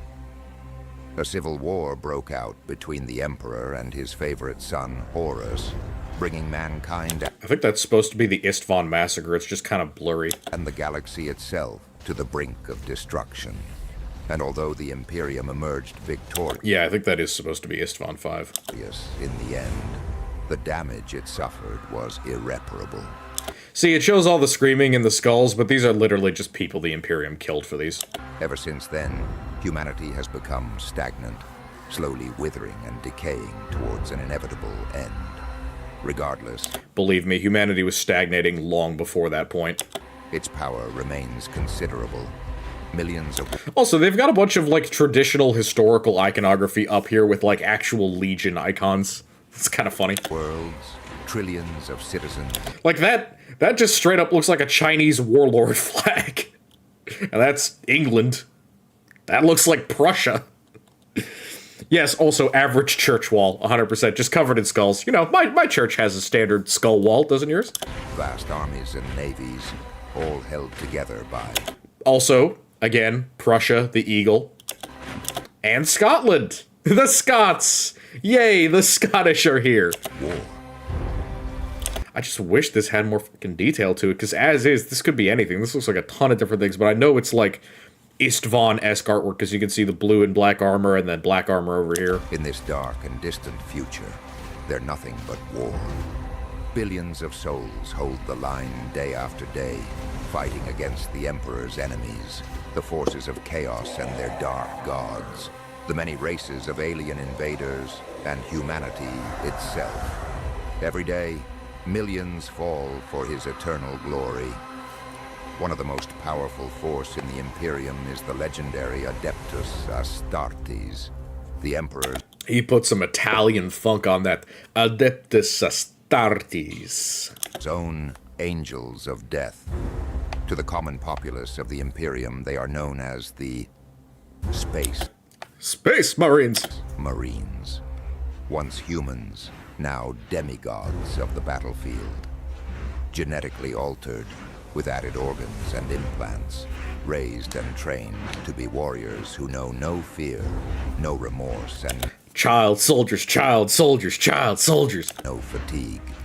Clad in majestic power armor, proudly bearing the markings of their chapters, they wield a deadly arsenal that even the darkest horrors lurking in the depths of the galaxy cannot Fuck you, Raven Guard. Stand against. 20 legions there once were. Out of these, small chapters gradually arose and disappeared. Among them, the direct descendant of the First Legion, the Dark Angels. Brave, proud, and unrelenting. The fighting first, baby! They pursue their goals, whatever the cost may be. This is one of their stories. I agree. Let's focus on this one. These are the ones who we should glorify. Of these, this is the one I care about.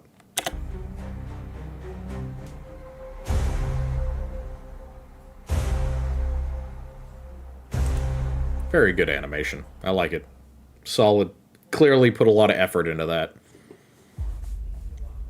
Also, the retelling of the whole classic narration is solid. Edge of Ultima Segmentum, Nuta System, Hive World Red, Omega 3. I need some Omega 3s. Give me some fish. Damn, that is a bulky hive. Holy shit.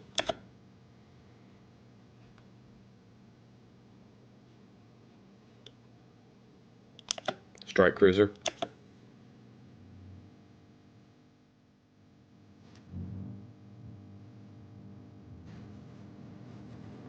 Very beautiful visual.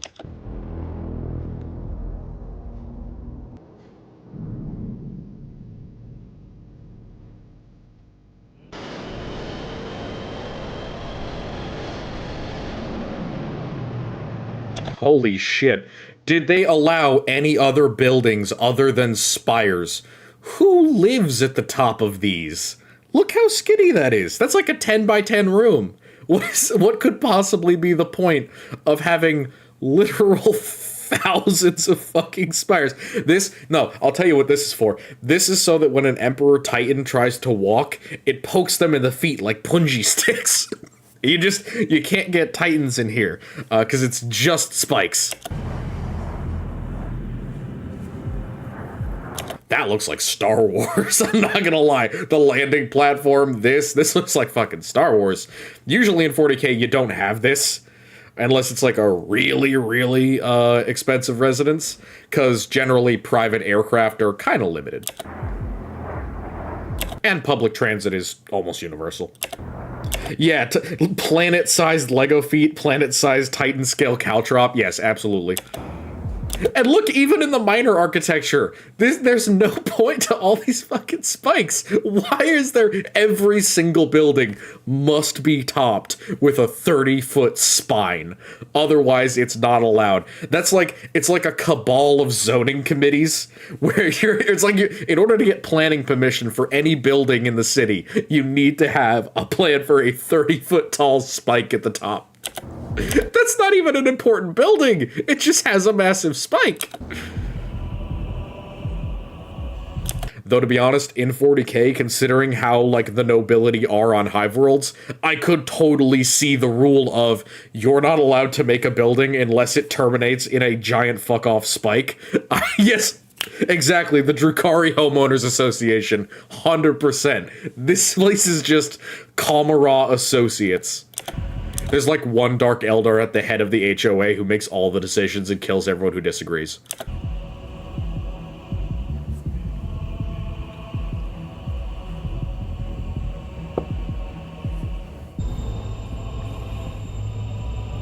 Also, I love the wings. The Dark Angels wings, as much as I'm not a fan of a lot of Loyalists, the Dark Angels are definitely up there.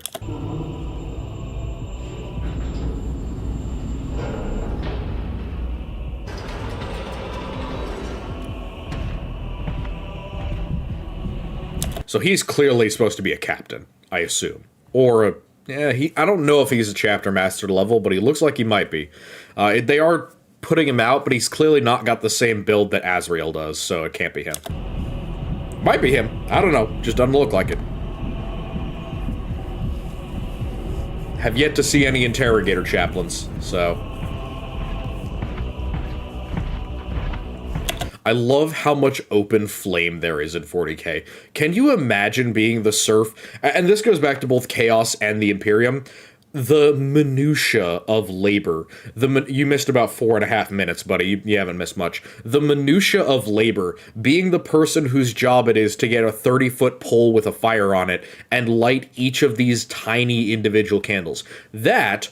or the incredible number of planets that must keep bees and synthetic wax production in order to keep the number and thickness of candles that the Imperium needs on like a daily basis burning. See, I don't have a problem with robes. Robes are fine. Robes are relatively easy to clean. They're pretty simple in terms of manufacture. They fit all different types of body type. I like robes.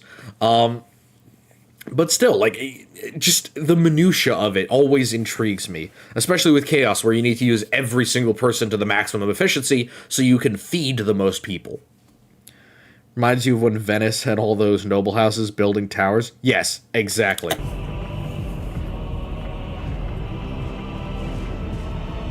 They got like a jaunty-ass step. Look at that walk cycle.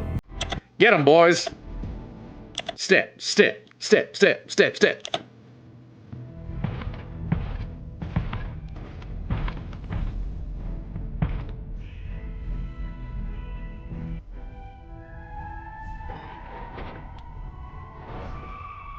Gloria Imperii on both shoulders. We are here. See, but servo skulls generally relatively expensive, relatively rare. So having a skull lighted as opposed to a human, the human is literally cheaper and probably easier to get. Yeah, the amount of fire. Oh, yeah, I got you. The amount of fire close to the robes. Good point. Counterpoint. How many of those robes are made with, like, cancer-causing asbestos that is resistant to fire? Let's be real. Grimaldus to do a workout video. Probably, you could probably AI his voice into making something that was like a workout video. Captain Ramiel. Most top heavy tech priest. My apologies. I have been That is a baby. running prognostics, and you have arrived 10.5% earlier than expected. Situation report. Are they truly awakening? Are they truly awakening? It's Necrons. Indeed, Captain. The information leading to your arrival was not false. The energy spikes that have been disrupting our networks. Their typical frequencies pulsing through this world's crust. It is most assuredly an awakening.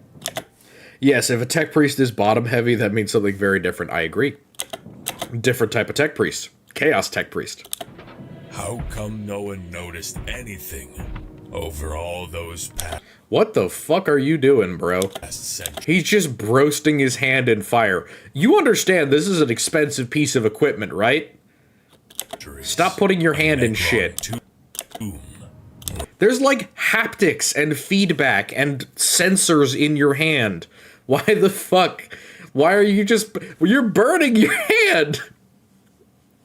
Okay, see, I have nowhere to talk, because when I do videos, I often have a lit candle, and I hold my hand over it. The difference is, I'm not in a very expensive set of power armor. So, while it's hypocritical for me to say you shouldn't be burning your fucking hand right now, you shouldn't be burning your fucking hand right now. Also, thank you. Yes, I'm aware that the baby is necessary too, and I much appreciate it. Yeah, I have no idea. Right beneath their feet. How come one does not notice a malignant tumor growing in their own flesh, Captain? Symptoms may occur long after the onset of the disease. How large is the dynasty? Unknown at this point. Also, I'm glad that they actually acknowledge that they know something about, like, the dynasties, and they try and prep for them. However, bro, look at this spinal alignment. Look at this motherfucker's humped ass back. Oh, his head. He's like the picture of the dude who's always at his computer just fucking shrimped out. by the grace of the Omnissiah, Slaneshi Tech Priest would have some wild pieces. Agreed. Yes, he does have gamer spine. we have arrived in time. Awakening protocols are long. This is always what, like, the death juice in the backpack, but also just, I imagine how much of a pain in the ass it would be to try and assassinate a tech priest from behind. All this stupid bullshit is in the way of any lethal organs. And complicated. And this one is still in its early stages. Also, why are you using an organ? Just use a keyboard, you fuck. They are yet vulnerable, Captain. Nice. I love the hoods. The hoods are awesome. Sensors It's why I wish the Fallen were more of a real faction than they are. have picked up signs of battle during our descent. Also, look, he's got a super weird power pack. This might be Artificer armor, because look at this power pack. He's got, like, extra exhaust vents leading to his radiators. He's got a flat, kind of monotone backpack color that has some impressions on it. Just weird backpack. I like it, though. The Imperial might seems to be on the move. Also, Slaneshi Tech Priest is one of those things that we will probably never see because it is just too disturbing. Also, he almost has that Soviet-style, what's it? It's not carbon fiber. It's like heavy, thick, durable cloth that they would use to cover piping before they would rubberize everything. Indeed. Local Astra Militarum units Yes, he knows what Lehman Russ looks like, dude. have assumed defense. Also, what the fuck is this gun? This is neither battle cannon nor conqueror cannon. What is that? Looks like a frickin' expo marker. Positions.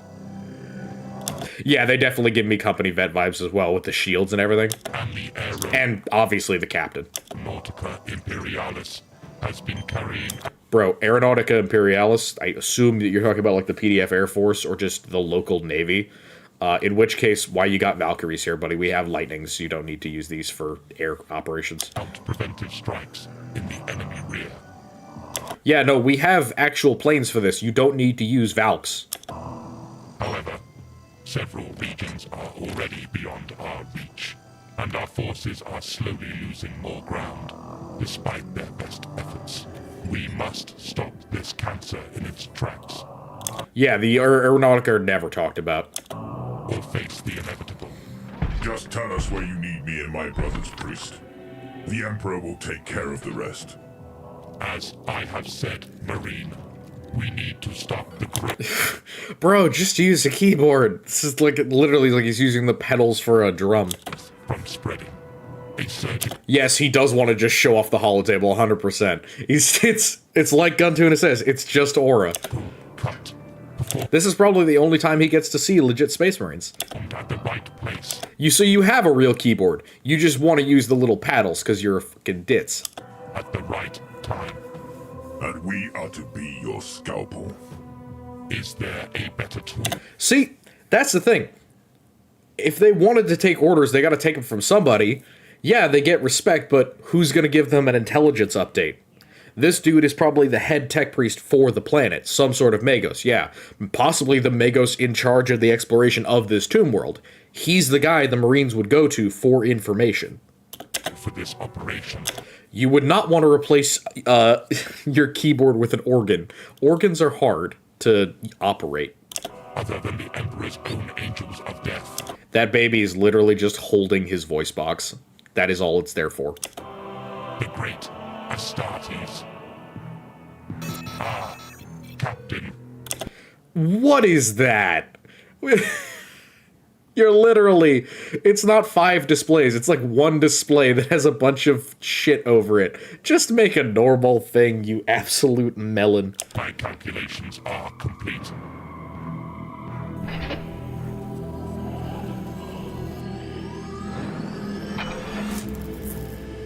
POV, my thingamabob has begun.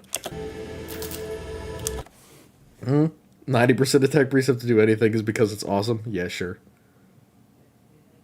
Unnecessary organs. Fine. Fine. Literally my thingamabob when it starts. Please don't tell me all of that was just to open a fucking door. Please. Ah, power axe. Or Omniscient axe with a power glaive at the back, maybe. It's a thick boy axe.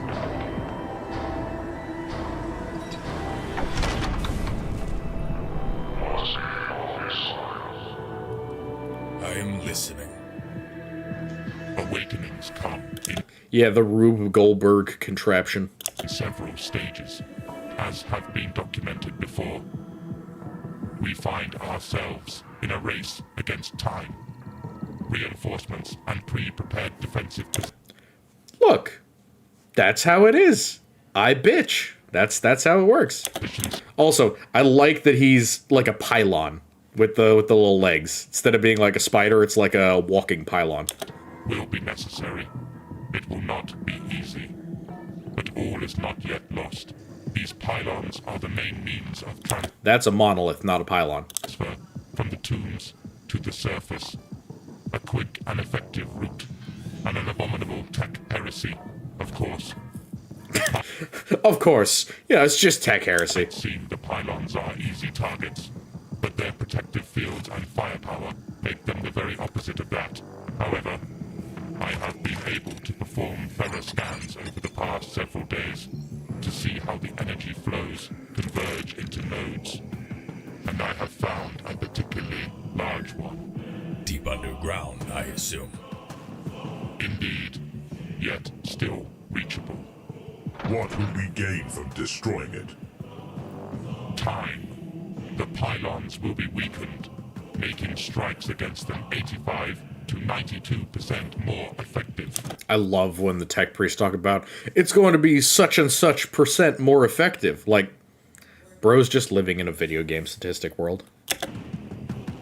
The enemy's progress will be hindered, and there is a 12.3% chance of starting a chain reaction. Oh yeah, no, he did do that with the Trade Federation, but his had like a little fleshy bulb in the bottom. Picture of what it looks like, so they're using a placeholder. Oh yeah, of course, I'm just being silly. I'm not actually intentionally being weird. I'm not actually criticizing it, I'm just being funny. Tech Priest is just a brain in a Roomba. Yeah, like Fallout. Like the Fallout brains. This could delay or even halt the awakening. I also, hold up, I do also like this, because when I designed Chaos Tech Priests, I like to leave a lot of the flesh intact, as much of it as I can, and I like the fact that he's got wires coming not only, like, from the baby's head into his, but hooked up as, like, tubes that clearly go under his skin. Protocols. It's a very nice design. Very well. So, what is the catch, priest? The success probability is 22.2315%. I have faced worse odds. And this fact has been reflected in my calculations, Marine. I suggest a small strike team, composed of your very best. He almost sounds like he's working against them. I suggest your most elite units go in with the least support. That'll give you the highest chance of winning. Are your men ready for such a task? My brothers are sharper than a blade, priest. I will give you the courtesy of not doubting your calculations. You may return the favor by not doubting me and my brothers. As you wish. If possible, your team should include a brother who communes with machine spirits. His experience will be invaluable. It's the demon Roomba. Activating and delivering the new. Oh, of course it's a nuclear warhead. Why not? Your warhead. Also, Dark Angels Tech Marine. One You rarely see that nowadays. of your Thunderhawks would be the most effective mode of transportation. It will increase the chance The Gunderhawk. of a successful insertion by 32%. Also, Turbo Laser Destructor. Very well. Mini Turbo Laser Destructor, but you know. The flight path crosses several locations with enemy forward positions. They know what they are protecting, Captain. Instruct your pilot to be prepared for evasive maneuvers, which he will be most assuredly fired upon. Several diversions. What in the ever-living fuck is that? What the fuck we got here, bruh? Okay, see, this looks like a fucking tank that was locally designed. This looks like a Reaver, if anything. I mean, short, single sleeve cannon, wide mouth barrel, no mantlet, single central hull gun. This looks like a Reaver. Fuck, that's cool, though. It's not a bad design. It's just odd. will be created while you are en route. Success. Also, man, to be an Imperial Guard tank that is in the diversion squad. 35.8%. And now, the critical point, Captain. Your machine must pierce through the upper layers of the crust. Ram your ship directly into the Earth. This will cause no problems. In order to gain access to the tomb containing the node. By his grace, the bedrock in this area has eroded over the past millennia, and underground water currents have created a cavernous network which can be navigated. This is a jet aircraft, by the way. Daring. Suicide. Correction, Captain. Foolish. Hey, we thought the same thing. He's right. However, success is possible.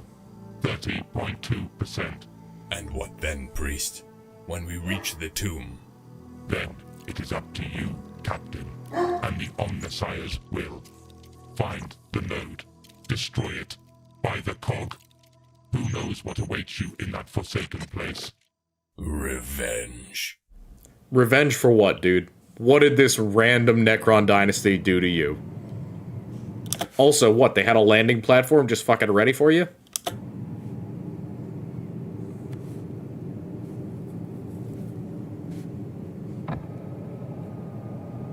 Nice color on this. Very, very pretty.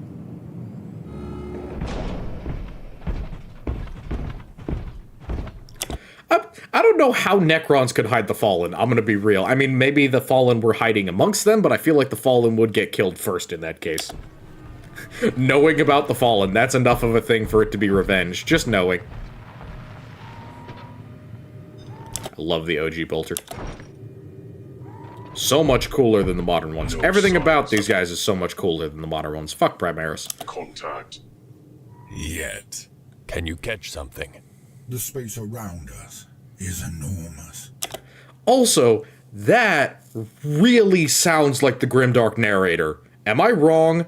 The space around us is enormous. I can't do his voice. Voldemort. It sounds like Voldemort. Is that him? Did he voice this? Hold up. Let me zoom out. Does it credit Voldemort at all? All rights reserved. Leo Symphonica. Voldemort. Yep. Called it. Fucking called it. That is Voldemort. That is his voice. I knew it. You can't get one past me. I know my bald man. My senses cannot reach its end. I don't despise the Dark Angels as much as I despise other loyalists. It is confusing. The tech priest was right. There is a web of... Also, I don't... This, like, corrugated metal eyepiece... Fucking weird. Strong energy currents here. Enemies. None in our vicinity, it seems. Good. Focus on those currents and follow them to the node. Strike team to Thunderhawk. We move out. Set up here and hold this position.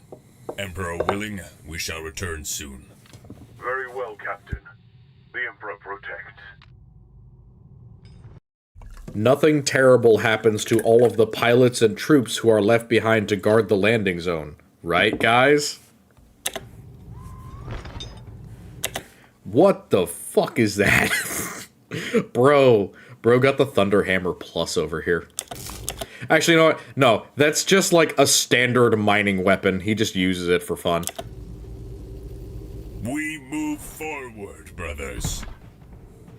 Okay, so we've got 2 shield guys with bolt pistols and swords. We've got 2 standard marines. These are all company vets. We've got 1 tech marine. We've got 1 servo with a nuke on it. And then captain.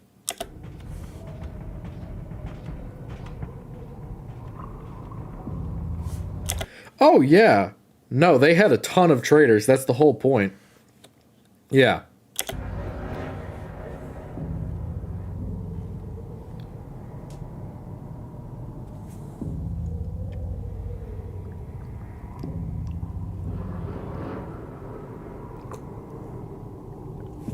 I don't know how there's wind this far underground.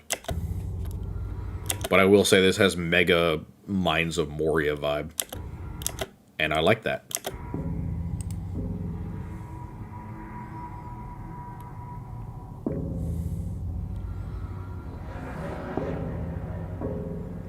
Necron ventilation? For what? The breathing that they don't have to do?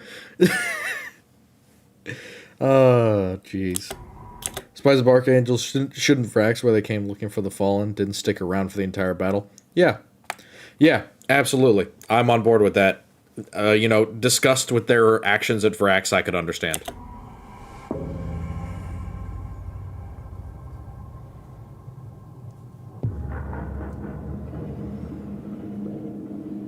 Oh, those look like actual Necron tier. Very cool.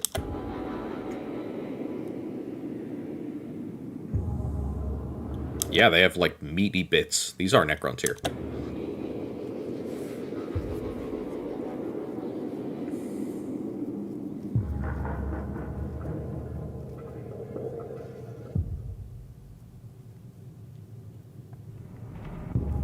Also, just for a minute, imagine being a normal human who comes across this type of structure. For real. That almost looks like a Nemesis Demon Hammer with how he's got it there.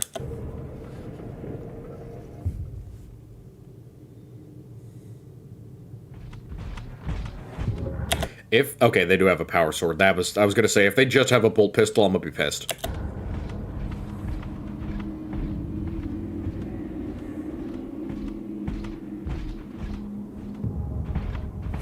It's dead in here. Almost like a tomb. Huh. What are they anyway? In my long duty, I've met them only once, but I noted scraps of those who seem to have more experience. These I have analyzed. With this, and the knowledge provided by the Adeptus Mechanicus, I can only say that... Yeah, exactly. Some random miner just going underground. Yes. Beware, bro. I'm not going to rank my loyalists, but the Dark Angels are more towards the top than they are towards the bottom. Yeah. I mean, yeah, by random mining, but, like, alone. Not like corporate mining, not like for the tithe. Imagine just being a miner on, like, a gold rush and you run into one of these mega structures. Yes, exactly, almost like a tomb. Necrons are a dark, cursed race. Ancient. It is the abomination of the machine, in the face of the Omnis Sire. The past of their empire is not exactly known to anyone. Empire? Oh yes, brother. Indications are that eons ago, the Necrons ruled vast swathes of our galaxy. Sounds almost like a fairy tale to me. Can they be killed? Everything can most likely be killed, although their shells are preserved, despite millions... Yeah, it is getting kind of necrotic in here. Also, everything can be killed is a very, very bold statement, my friend. ...of years in hibernation. They are not immortal. And what awakened? Also, I love the vibrations, because that's clearly a show that almost like Creep in Minecraft, they're waking up. But it's supposed to be the reanimation cycles, essentially the messages going out to wake up, reorganize, revitalize, repower, and the world slowly develops itself again as it gets faster and faster. I have no data on that answer. And I thought you knew everything, Brother Glorial. Let's say, almost everything. I'm not gonna lie, Brother Gloriel is a weird-ass name.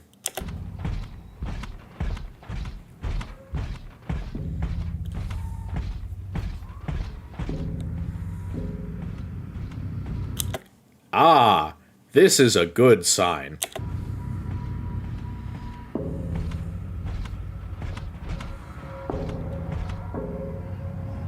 This looks almost like the thing from the Astartes animation, the black ball. But that was Yuvoth tech, which is of a similar age.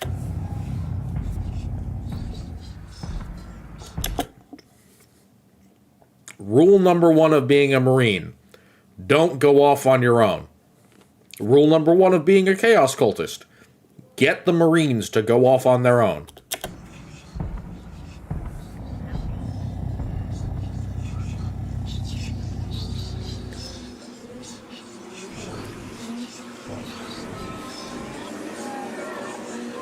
Stop touching shit. Why? It's screaming. It's literally a screaming ball. What possesses your dumb ass? Don't touch it. What is it? I don't know. But it's... Don't touch it. What is it? I don't know. Why did you have to ask? If you don't know, he doesn't fucking know. Old. Ancient. And something tells me that it wants to be awakened. Copy that. Returning to formation.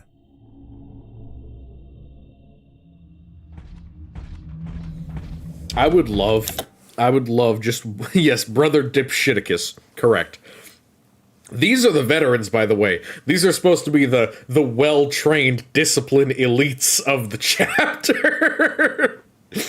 Brother Dipshiticus here kind of failed upward. Oh, good God. I would love just once for the Necron machinery to not be some world-ending device. It's just a coffee machine. Like...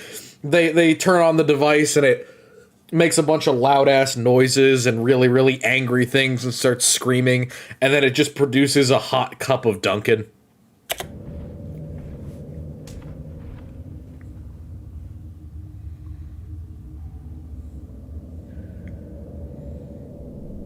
Why is the dude with the Auspex in the back?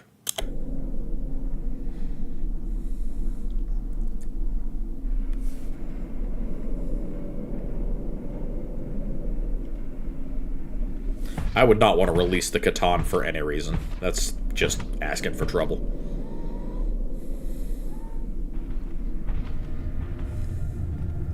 He's a zoomer. Yeah. Zoominus. Brother Zoominus. Damn, that is a lot of monoliths.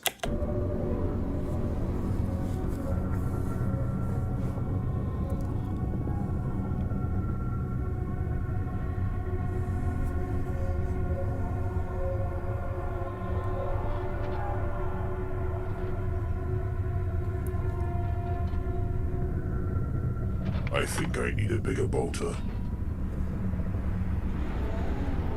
That was a good joke.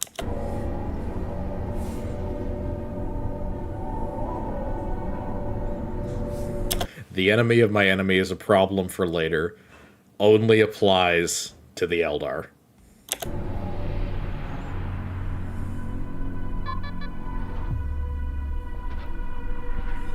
I am picking up strange signals. Where? Everywhere. They keep appearing and disappearing all around us. It makes no sense. Should I focus on them? No. Keep following the path to the Nexus. Stay vigilant, my brothers. Hey guys, these random sensor ghosts keep appearing and disappearing all around us. Should I focus on them? I don't know, maybe for a couple of minutes, man. Like, at least try and identify what it is. Enemy is watching. Let them come.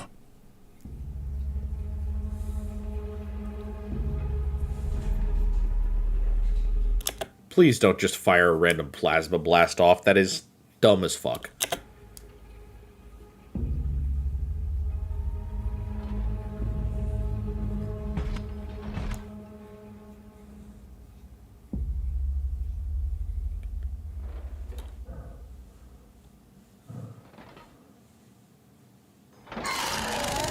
Fuck me, that's terrifying. Holy shit. Those are so quiet. Yeah. Smeagol. Though, to be real, that reminds me most of the cavern or the crack scene from King Kong. One of the most terrifying scenes in all of movie history. God, if anything, I would love to watch that movie with you guys. I don't know if it's legal. It might have issues with, like, reproduction, but fuck, man. The 2008 King Kong with the bugs and shit. God, that was such a good movie. Yeah, and the leeches. Oh, man. Gave me such nightmares as a kid, but to this day, one of my favorite movies. Contact!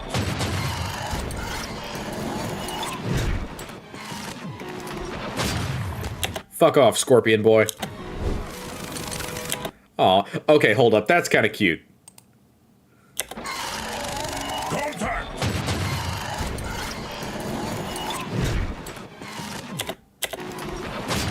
Tell me these ones don't look a little bit adorable. Oh, it's like a little scorpion. It's adorable. Cute.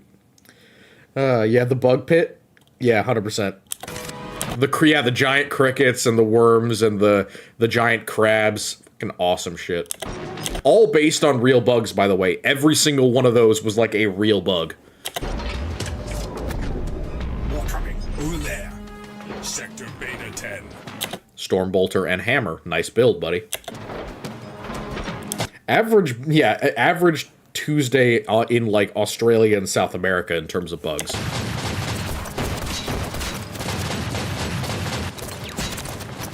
Alpha 4. For the Lion, brothers!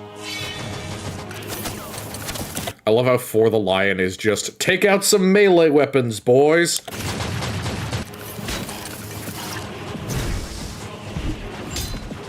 Did that thing just tank a power sword to the face? Concern.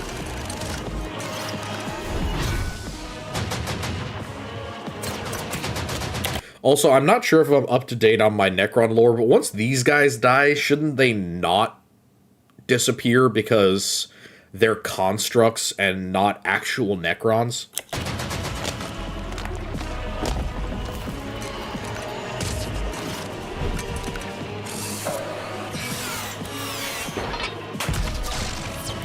Damn, he's got digi-lasers and saws. That's actually pretty cool. They're canoptic, so they do disappear? Okay, cool. Enjoy your Mexican food. They need to be recycled? Okay, okay. Yeah, so they're basically drones, so they need to be, like, physically recycled. They don't just get, disapparated and reanimated.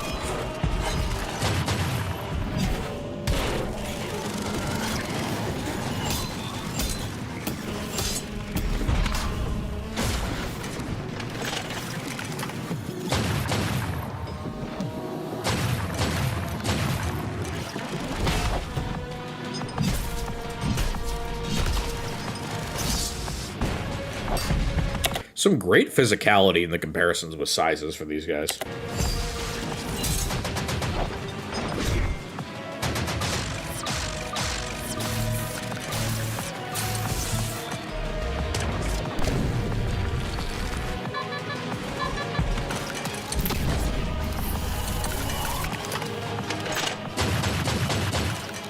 They're in the walls. They're in the goddamn walls. It's 2005? Okay, okay. Yeah, you'll usually get the Scarabs before these ones. If I can find the bug pit thing on YouTube, let's all watch that together, because that shit that's fun as hell. It's great to watch.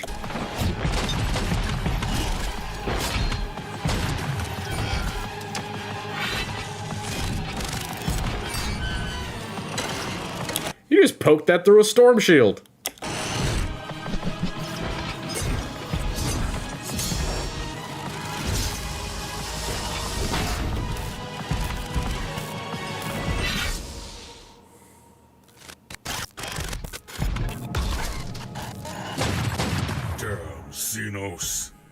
Is it all of them? No. The signals are fading. They are retreating. Very well. We push forward. Move.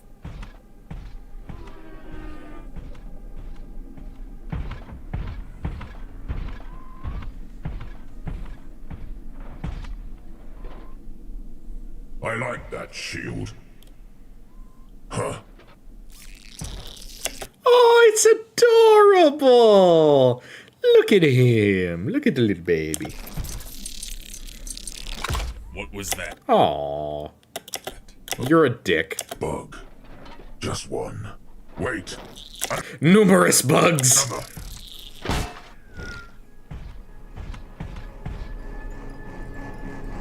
Run. What? There are always more. Move quickly. Running from a few bugs. Are you out of your mind? We will crush them. This is a fight we can't win. He's not gonna get eaten. He's gonna get devoured because he's a dipshit. But look how cute. God, I love scarabs. They're so adorable. I want a pet scarab. So, a little bit of background lore. For some of my Black Crusade games, we had a guy who was playing as a Cornate Demon Prince. And he had a pet scarab that he brought with him, and that was his thing. Yes, they're underutilized as their pet potential. They are adorable and should be brought everywhere as little friends. I would legitimately play Necrons just for them. It's too late.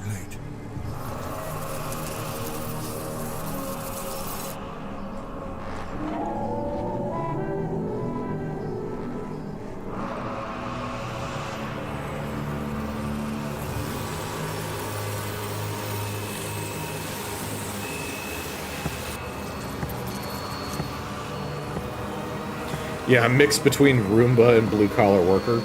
Yeah, it's awesome visuals. I didn't want to interfere with it. It's fucking great.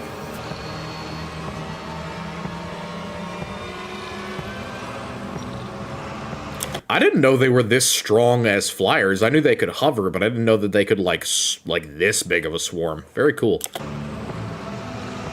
Move.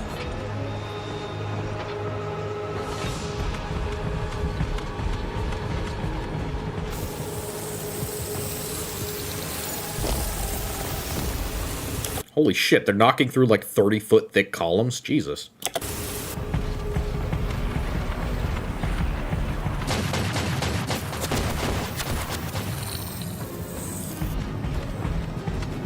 Activating mobile defense platform.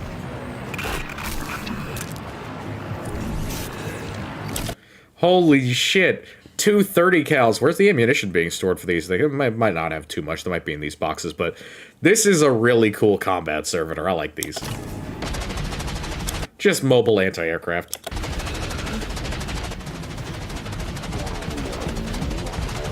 Yeah, I know they're supposed to fly around, but I didn't know that they were, like, able to fly really, really high or in, like, combined forces. That's very, very cool. I thought they could just kind of hover and crawl along walls and stuff. Why NIDS never had something like the buzzers from the just swarms of microscopic razor-sharp bugs? I think it would, yeah, I think it'd just be rough to do that with the NIDS, because they already have, like, Ripper swarms. Flying creatures require a lot of biomass. Also, another great reason why having a Marine that's just equipped with a heavy machine gun is a solid choice.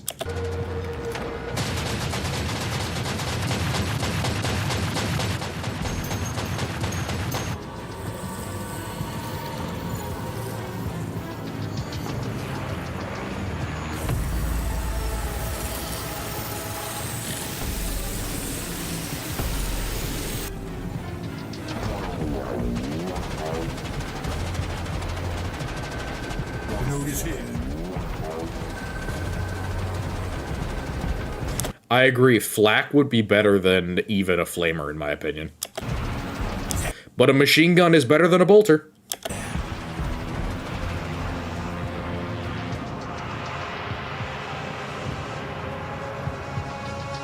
Oh, blue. Never seen that before. That thing does not have that much ammo.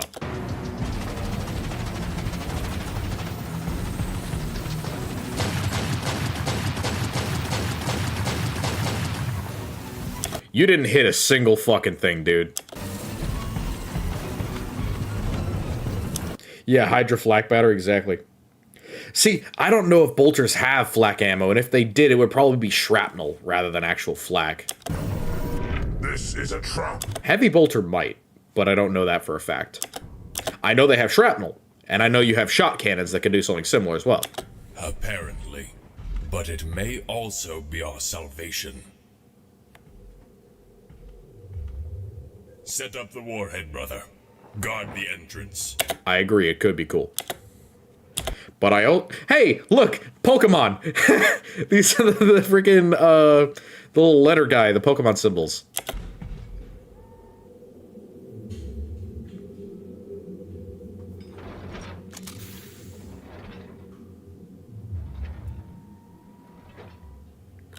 Yeah, fairly standard Dark Angel.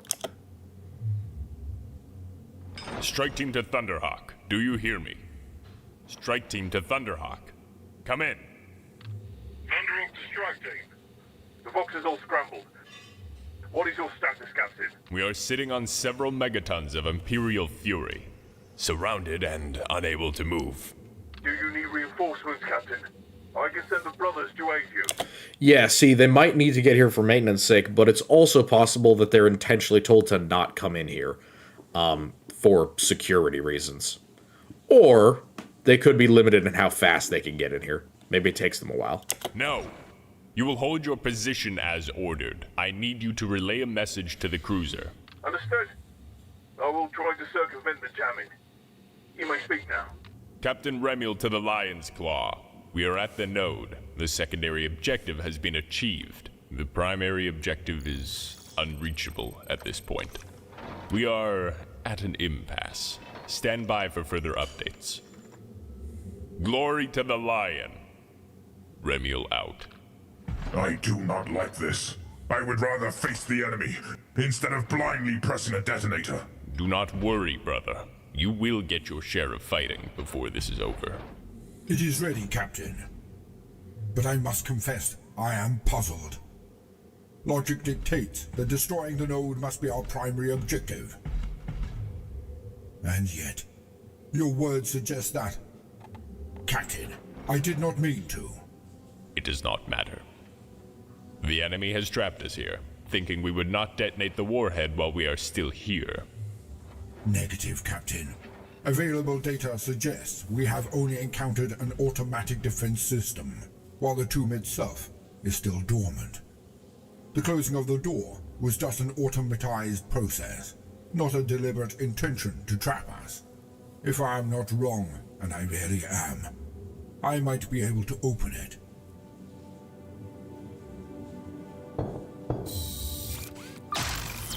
Bro's just punching the wall. I might be able to open it, guys. Punch his wall. Well, I'm out of ideas. Also, fuck me. Dude, if that was a laser, that was like a meter of stone and or metal it just cut through. Holy crap. Rips out random crystal. Okay.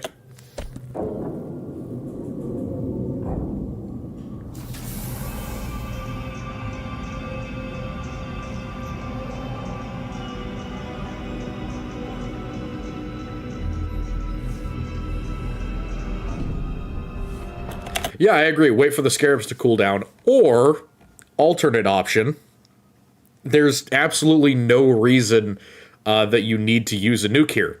I mean, this is clearly some technical machinery.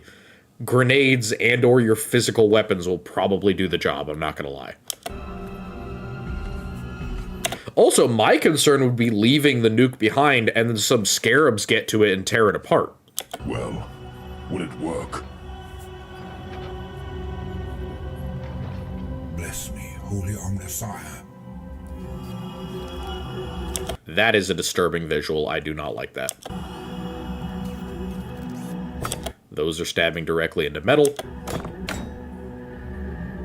Bless me. Holy Omnisire. This is incredible. The technology is ancient and yet incredible. Heresy. Be ready, my brothers. Wait! Are you inside? Inside their system? Yes, Captain. It is so cold. Pretty sure you're not supposed to do this, no offense. No machine spirit. An endless sea of information. Every second is agony, Captain. Lion's courage, brother. This information, what is it about? Everything, Captain. They have been monitoring the planet and the surrounding void. Millennia of continuous data. The surface, the weather, the climate, the orbit, the warp anomalies. That's it. If tomb is dormant, this is clearly not a dormant tomb. It is an awakening tomb. Secure this data, brother. Download it. What? The data. We need it. It might be invaluable for the Imperium. Why? Fucking why? Captain, that would be against every code and creed. I cannot. That is an order, Tech Marine. I will take full responsibility. And these brothers are my witnesses. The data, Tech Marine. Secure and download. This has nothing to do with the fall. Oh my god. Okay, fine. Yeah, for the, like, literally, yes, straight up quotes, the Imperium. Every piece of information for the past 10,000 years. Fuck off. Now. Also, how much physical state data do you think 10,000 years of Necron logs is? There's probably not enough physical data space on any of your armor's systems, and probably not even in his brain.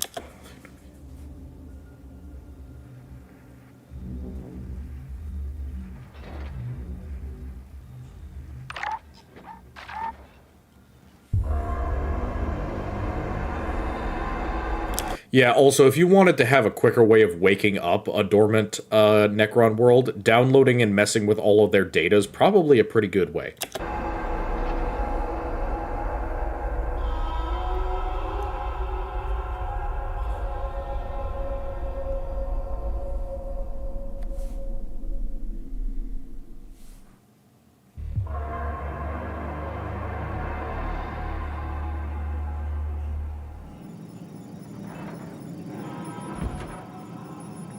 That is 100% the Mines of Moria. The fucking Balrog just woke up.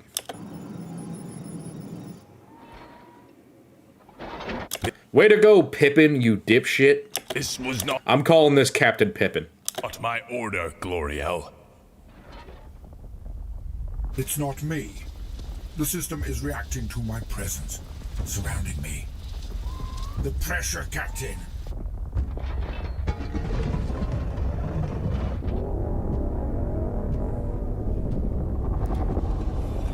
Yeah, exactly. You gotta wake him up for the Wi-Fi password.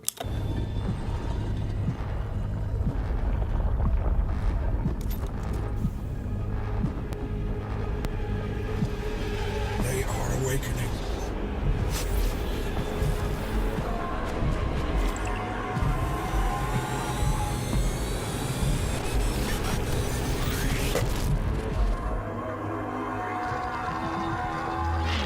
Oh yeah, you're making him out of the living metal. God damn.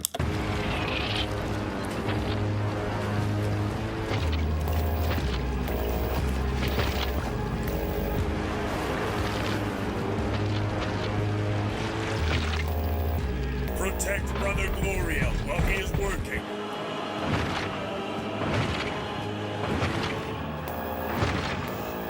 This soundtrack is so good.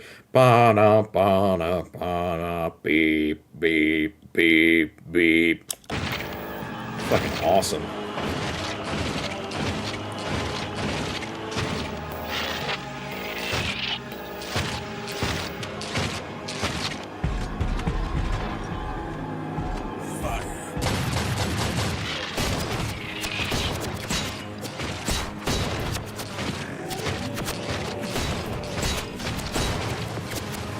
See, the positive side, the bolter does have pretty good range over the Gauss flare, but it's mostly because of the Gauss flare's terrible rate of fire.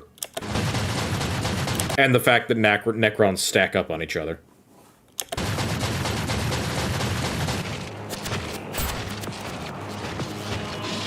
Oh, damn. Yeah, see, this is the other thing where it's like, how much damage do you actually have to do to the Necrons before they disappear?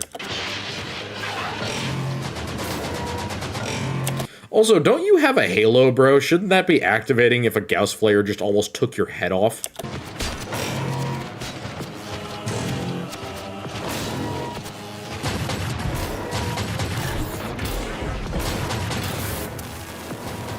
Find some fucking cover. Also, that's not a lot of damage considering what a Gauss flare can do. Oh yeah, no, I'm aware. I'm just making a point of the slowness versus the range.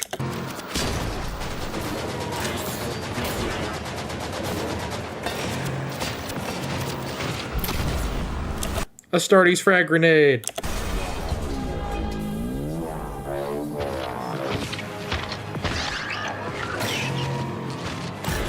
I don't know if you can do that, but alright.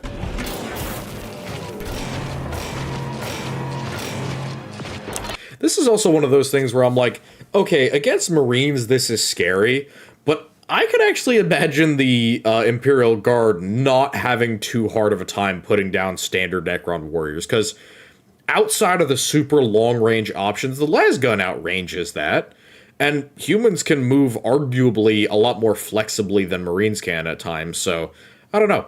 I think it would be very interesting to see, like, an actual realistic scenario of humans against just standard warriors. Because the lasgun, I mean, living metal is not solid steel, and even against steel, the lasgun can still gouge out a nice solid hole.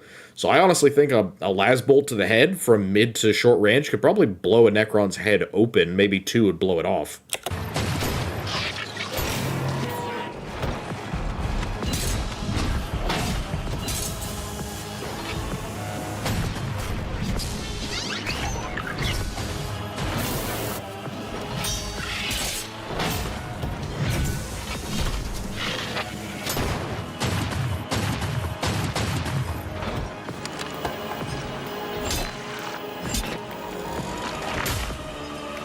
Headbutts Necron.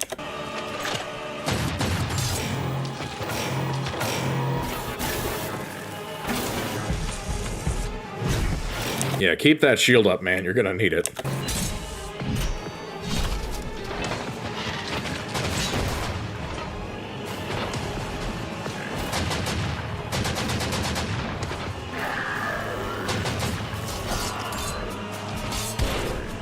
Are those Tomb Guard with the Kopeshes? I think so.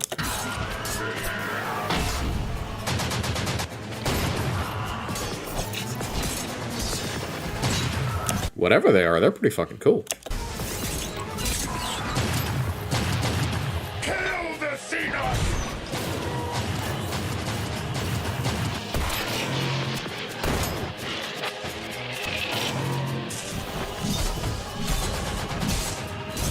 As long as it takes, stand fast, never forget.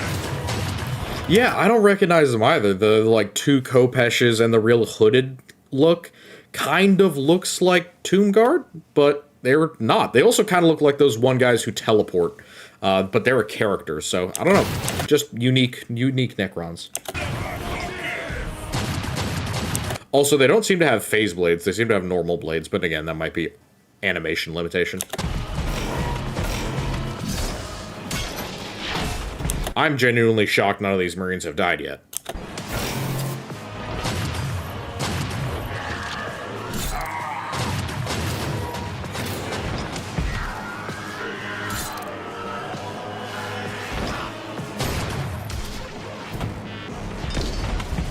That is the correct place to stab a Marine. Good job.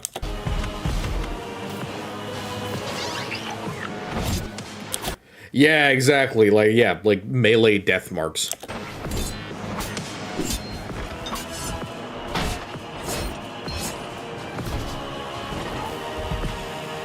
Rise up, brother. No! Yeah, that's about right. See, that's what I expected to happen the first time that they, like, walked out in front of a shit ton of Necron warriors. Just one of them gets popped in the face.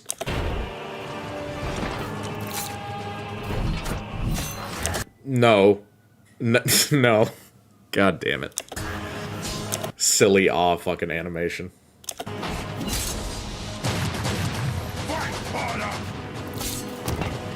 Fight harder. Gets hand cut off. Fuck. Should have been paying attention.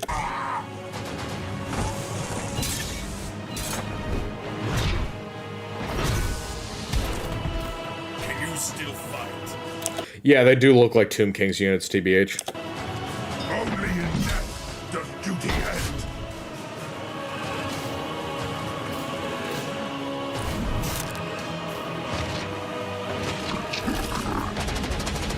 I love just 2 30 cal machine guns work so well.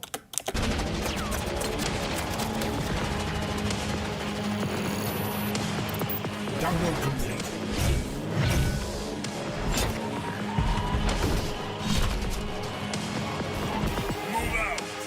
Activating 2+ invulnerable save field. No, you did not just say 2+ invulnerable save field. Fuck you, you tabletop humping piece of shit.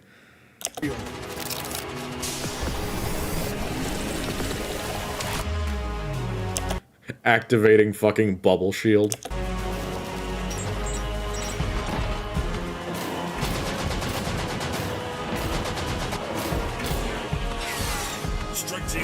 Also, let's be real, 2-up save is wild. Be ready. We're en route. Send a message to the Lion Squad. Primary objective achieved.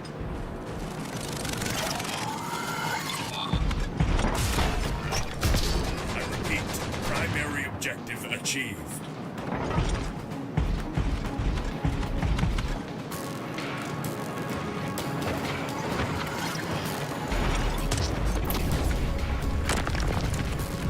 That definitely should have killed you, bro.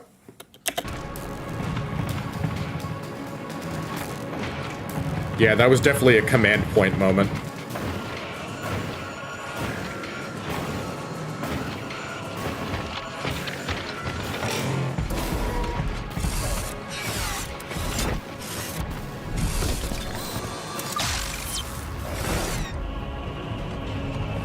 See, again, if a las gun does that, then a shot to the head. They ran all the way back there in, like, the fraction of a second. Also, you could have detonated the bomb, like, 10 minutes ago. You are plenty of distance away. The ground stops most nuclear damage.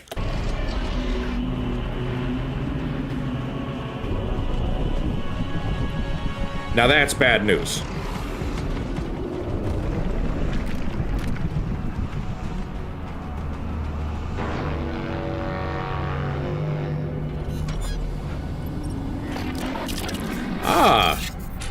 Scorpec Destroyer. Get 'em, boys. Rattle their bones. Yeah, that's about right.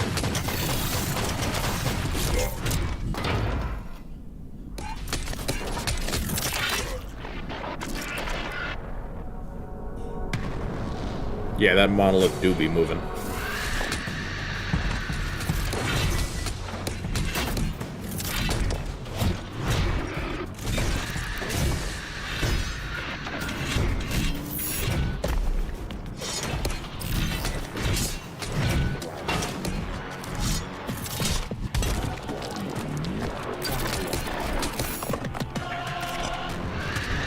Throw rock! Ogren love rock.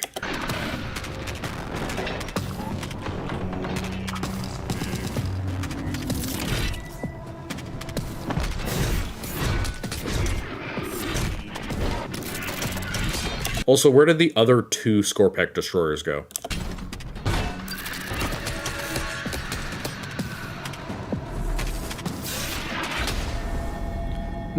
Nope, that's not how invulnerable fields. That's not how that works.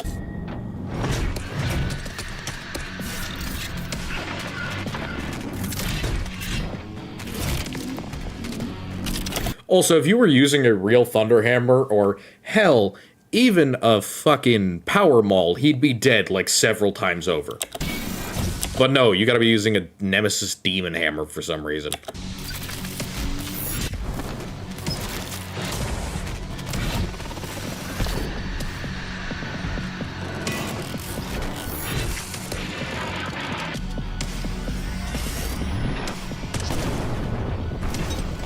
Wow, dude, you had it so much easier than the other guy.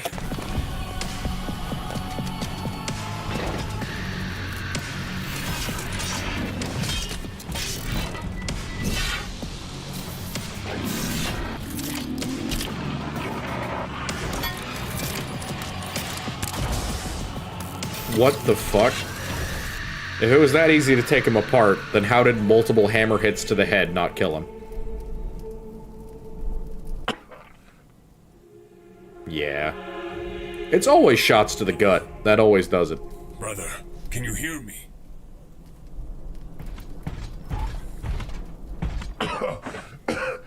He needs an apothecary. No! I need a weapon. It's just a flesh wound. Your arm's cut off. Just help me stand up already.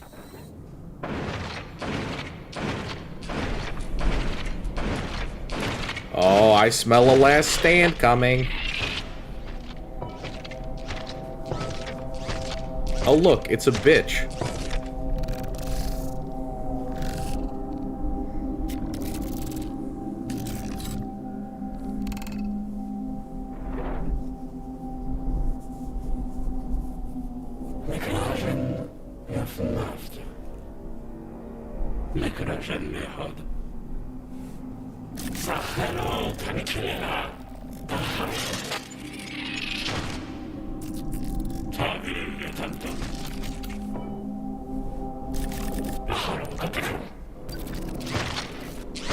Brothers, get back to the Thunderhawk, now! I will hold them. Yeah, you by all rights, you should be dead within like 5 seconds, bro. I'm gonna be real. Where's your fucking hammer, even? Of Caliban, I am the wrath of the Emperor himself. And you shall know no fear, Remia.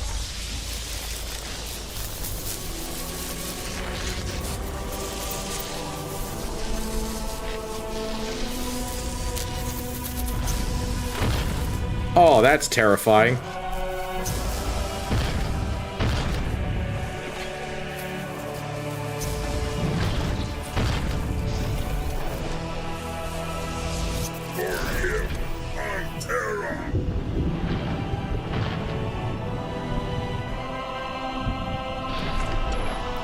Yeah, good question, how. I have no clue.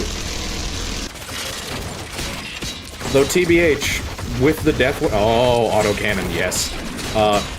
TBH, with the Deathwing, that is kind of their thing, is showing up in unexpected locations and teleporting in impossibly. Send those missiles in, big dog. There we go.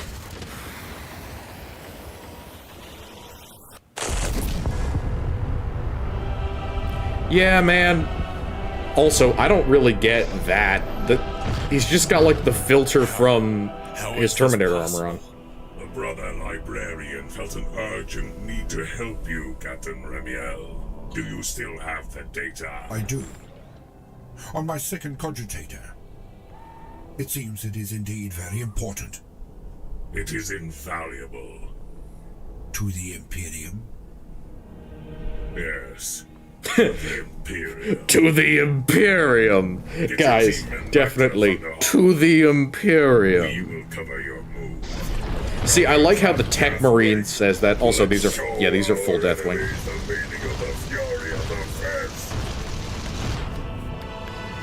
I love how it's the Tech Marine who asked that, because the Tech Marine is the one who cares about the actual Imperium and not just the chapter.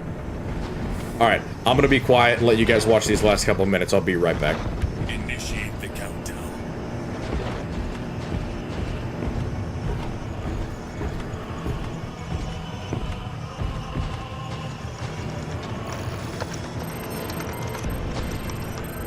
T-minus 60 seconds. Get us out of this too.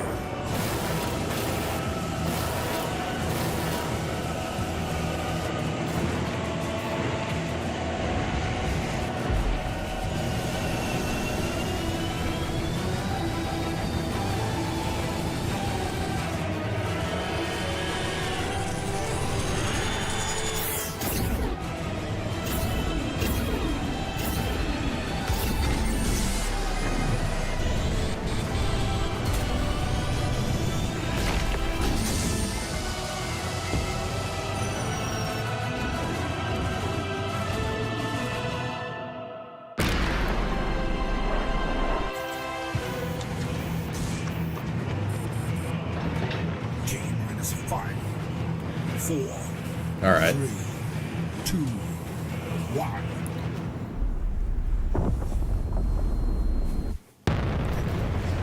Okay, now, they've done a lot of tests with nuclear weapons, both underwater and underground. That has to be pretty significant to do that. Energy readings are changing. Get me the Lion Claw. Also, of course, the name of the cruiser is the Lion Claw. What the fuck else would it be? Guys, let's not descend into Space Wolf territory, please. Yeah, no, I'm glad I missed that. I'm gonna pretend that shit didn't happen. For your help. Of course. You have obtained something very important. How much ground? I hope so. Our brothers. No, Lion Paw, that honestly would be funnier. Fell for our redemption, and their glorious sacrifice will be remembered. Also, I love autocannon Terminators. Personally place their names in our eternal halls. Please, summon the inner circle, brother. This is another step in our path. It really is, Remiel.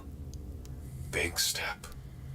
Big step, bro. Times are coming that will shake the Imperium and the galaxy itself.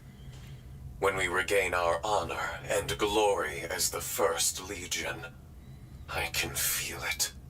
In that case, we must be prepared. At least it seemed like the inner surface was a lot of empty space, but again, having an entire planet be hollow just doesn't really function physically. Is that so? You never forget, brother. Yes, and I never forgive. The fallen must repent, and my brothers will be avenged. All of that bullshit and only 2 people died. Shock and awe. I guess maybe 3 or 4. Whatever. Not bad.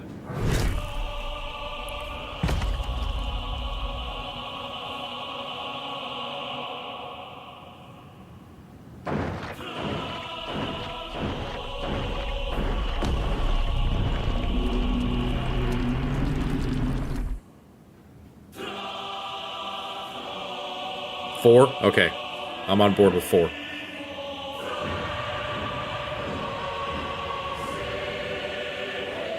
Damn. That looks really fucking cool. I really do wonder what the damage on Necron weaponry would be. Well, it didn't do nothing. Probably fucked up their, power systems good and proper. Also, triple Warhounds. That's overkill for anything on that battlefield. Go get him, gut fuckman. I like that animation. I like that electrical teleportation. Yeah, so the stalling they thought they were doing didn't actually work. That makes sense, I suppose. Does kind of suck, but makes sense. So I'd imagine a nuke going off would probably damage a lot of the infrastructure. They look like they were in some sort of spawning pit. Yeah, again, you will never convince me that the Primaris look better than these guys. Ever. You just can't. Yes, it is true Clone Wars level aura farming up in this bitch, which is perfectly acceptable, in my opinion. However, them not shooting at each other, considerably less acceptable. Gentlemen, we live in the 41st millennium. Use guns. Yes, they not only lose the drip, they also look fucking silly.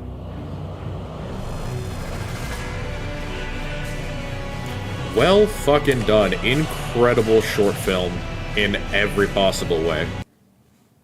My fucking screen glitched. Hilarious. Great job, computer. Very proud of you. There we go. Alright. So, anyone else want to sit around for 2.5 hours watching Hell's Reach? I hope not. I'm not doing that. I don't have the time for that. Any other last minute, like, short ones you guys wanted to look at, or can I play Dawn of War 2 for the people who might have actually been here for Dawn of War? I would assume that's a yes. Let's do that real quick. Yeah. Yeah, the toy soldier thing is terrible. The guns look sci-fi as shit. It's not great. It makes me very disappointed overall. This guy. More points. Chain axe. I do not want to give you a chain axe. You do not deserve a chain axe, most specifically. You... Do I want to give you lightning claws? Level 6, level 4. No, I do not. Alright. Let us fuck it up, as they say. We want Plague Marines, we want Space Marine Chosen, and we want Dreadnought, yes. Chosen, Dreads, yep. All that good stuff. Maybe next time? Yeah, don't worry about it. I'm just gonna play one mission. If you want to hang around, that's fine. Oh, it's Dawn of War 2, Retribution. I'm doing the Retribution campaign. Which is technically what this stream was supposed to be. Sorry. Push them back. Sorry. Let them gain a foothold on the spire. Alright. You grab that. Let me bring my computer all the way over here so I can access my fucking D-pad. Alright. And pull you guys up. Yep. Alright. Cool. Kill them, boys. Stormtrooper squad.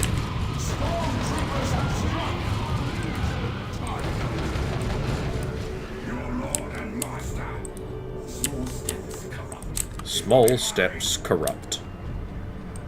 Come on, boys. Get those noise blasters. We'll fucking go. Alright. Go get him, boy. Gut fuckman.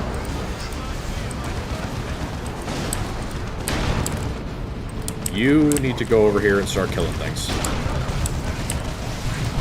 Yeah. Barrage. There.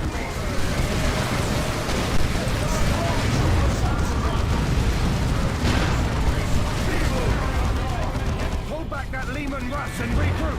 Nope. 4th and 17th. I want an assault line of Bane Wolves pressing this position. Bane Wolves. Nice. Good choice.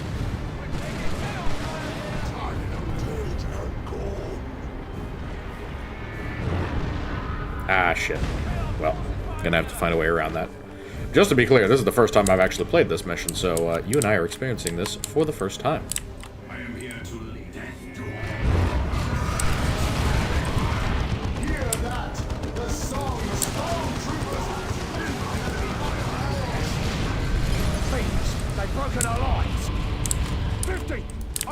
Ogrins with their support and solid, stand by. solid. If they encroach the HQ, I want the sky to fall on them. Alright, fuck this thing. Oh, it's Banewolf. Yeah, the chemical burn. Fuck you, Sweeping Doom. Also, I'm gonna be real. I think the Dreadnought isn't living up to its potential. Nope, it's doing a good job. Do not presume to command me. Ogrins! See, these are OG Ogrins. Look at the fat little bastards. Kill them, boys. They are tough. But not invulnerable, especially to Noise Marines. See, there's certain things that just kind of counter Ogrins. One of the big ones is just anything that attacks their senses. To a degree. It would be hard as an Ogrin to, like, hold up under a lot of different fire from a lot of these types of enemies. Specifically, I'm thinking Noise Marines, but, like, could be a lot of different things. It doesn't have to be Noise Marines. Mostly thinking Noise Marines because I like Noise Marines, and they're real effective in this game. Fuck them up, big dog.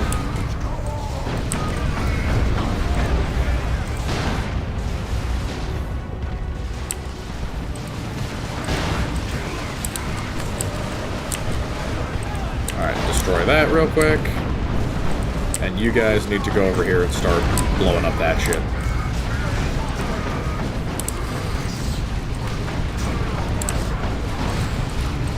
Yeah. Autocannon guy needs to get obliterated. By the way, has anyone watched the Trench Crusade video yet? I'd love to hear people's opinions on that if they had one. Not that I necessarily think anyone does, but I'd like to know if people had an opinion on it.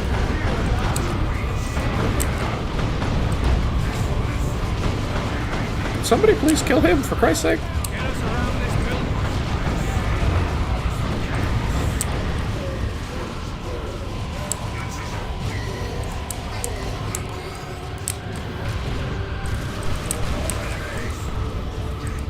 Alright. Just a short one. Barrage. Keep destroying that shit. I need nobody in there, please.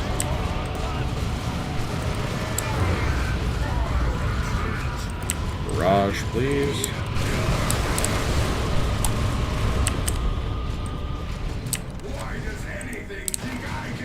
Alright. I'm gonna grab some more resources and spawn some more units real quick. Noxious Cloud. I don't know if I've used that yet, but I will. Suppression is one thing, getting blown to bits is definitely another. Yep, kill him. Kill him. Kill that one guy, guys. Come on. Oh my god. Ugh. Kill him. It's one motherfucker. It's like 12 of you. Worst part of Dawn of War by far. Just the targeting.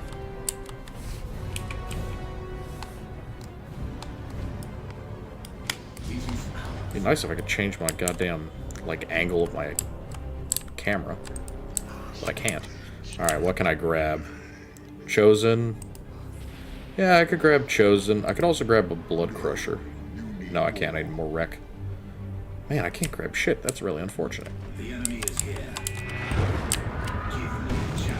Close in for the kill. Alright. Let me get one of those in. You know what? Gas this bitch.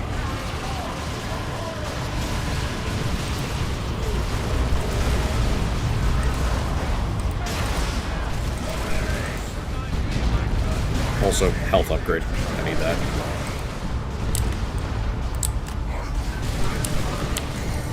Yep. Noise Marines, come up here and deploy. Do. I kind of need to destroy that stuff because I need more resources. I still have all my Plague Marines somehow. Yep, there's my Chosen. Alright. Ogrins. Goodbye, Ogrins. Alright, real quick, I can grab more of these. And, more importantly, I can grab something over here. I could technically grab more noise. You know what? Fuck, more Noise Marines is always a good idea. I will never go wrong with more Noise Marines. Any option that involves extraneous noise marines is always a good option.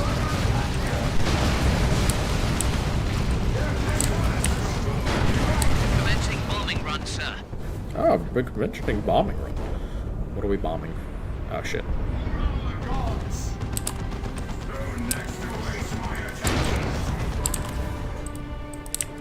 Alright. More resources. Where's that other squad of noise marines? Yeah, dude. Go over here.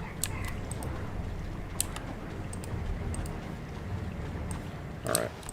Keep going, boys. Yep, destroy that damn sentinel. World Breaker. Yeah, baby.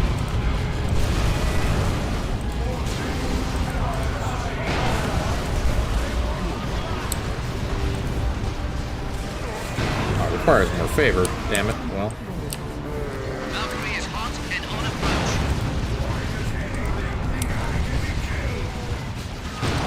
Oh, cool. Oh, M34 pattern heavy bolter. Nice.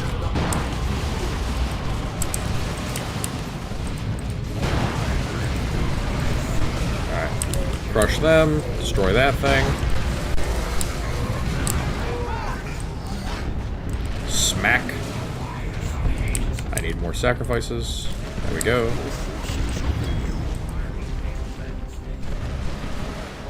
And grab that. And grab this. Come on, boys. Give them hell. I got another heavy bolter. Nice. See, for the Total War game, I don't know if we want structures and organization like this, but something not too far from this, that would be okay in my opinion. For sure. Need more. Oh.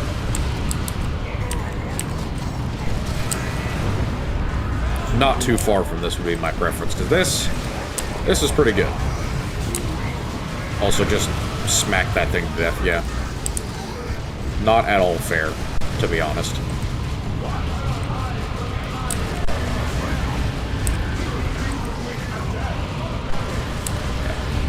And then I'm gonna upgrade these guys to Blastmasters, yep, because we need them. Blastmasters are very important. Simpler based on the UI of Total War. Yeah, I mean, larger scale, yes, but I'm talking like the cover system I would like to be similar to this. Because as is, the cover system in this is real dynamic. Like, real dynamic. It works well. It's organized around all of your units going into the same cover, or having the same structure.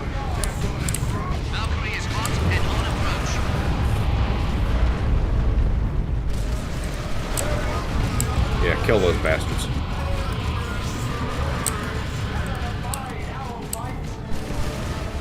Kill them. There we go. Alright. I don't even know what this does. Supply node? Oh, it gives me stuff consistently. That's fine.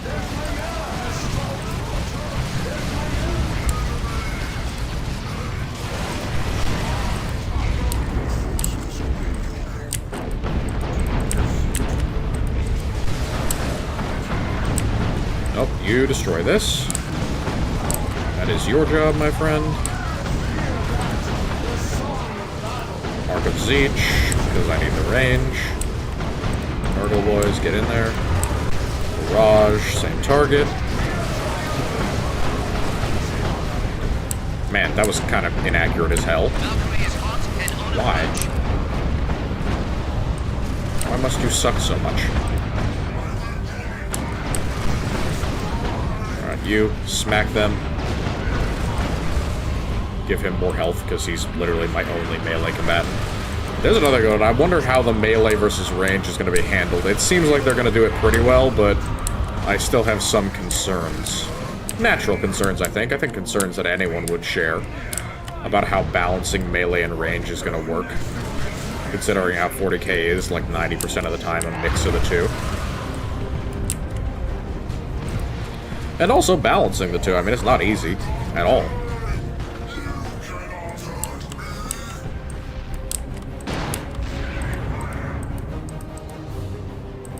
Alright, boys. Give them hell.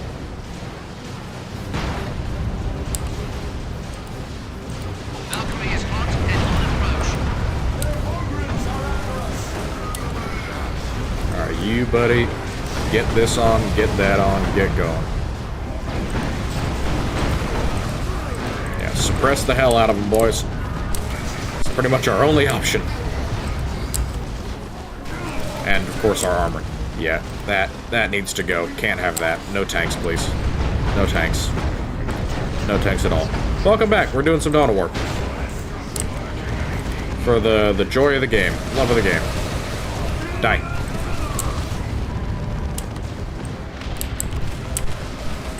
Also, is there a random dead orc here? What were you doing for the last 5 seconds of your life, buddy?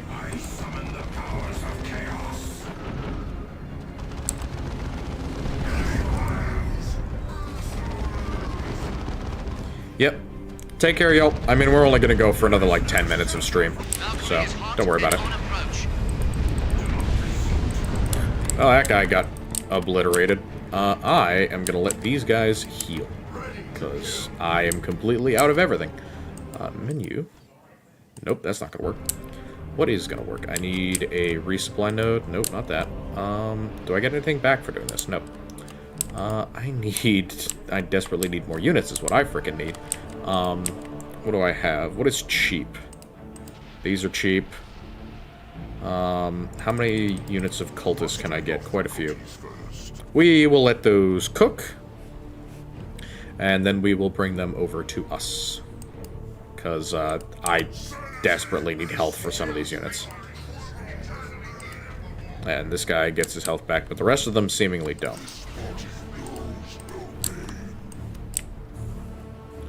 Yep, so we're going to send them there. Cultists there as well. Disregard previous men. Stand down. Cultists there. Thing is, I need you guys to get there like lickety-split, like run. Marcus each. Grenade launchers. Grenade launchers again.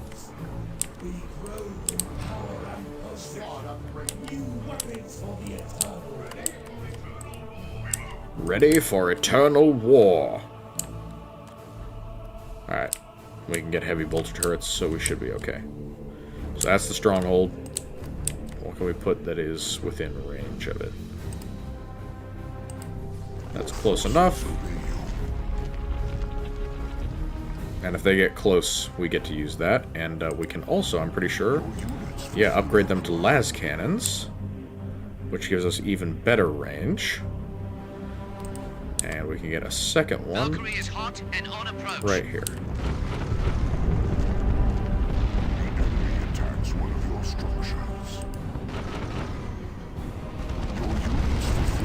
Kill them, boys.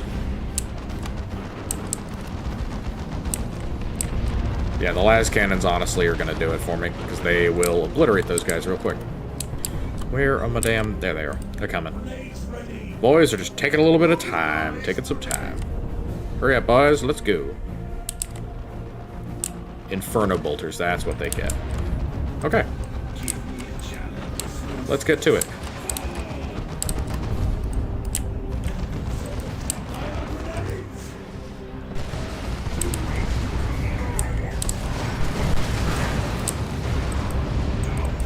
They're just dropping off tanks in fucking containers, aren't they? Yeah, no, none of that. None of that shit, please. Thank you. Valkyrie is hot and on approach.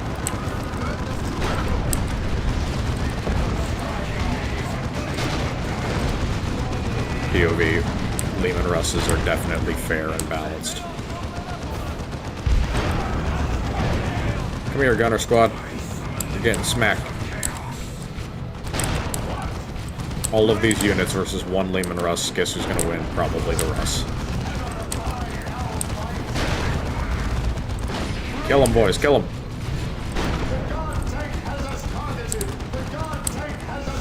Alright. Grenades. Grenades, boys. Grenades. Nade their asses.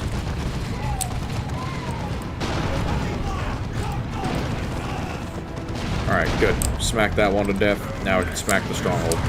Solid. Come on, boys. Get rid of it. Kill that fucking thing. Let's go, let's go, let's go. Valkyrie is hot and on approach. Good kill.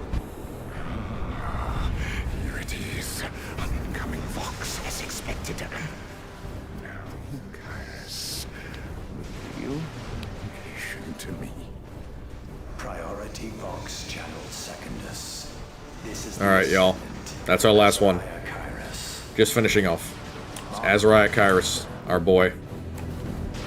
I've seen a 90% of these, so I'm not gonna burden you all with it. I am gonna grab our continue stuff, because I want my rewards. Got a bunch of war gear off that, which is nice. But, yeah. That's it for this stream. It is a long one. What are we grabbing?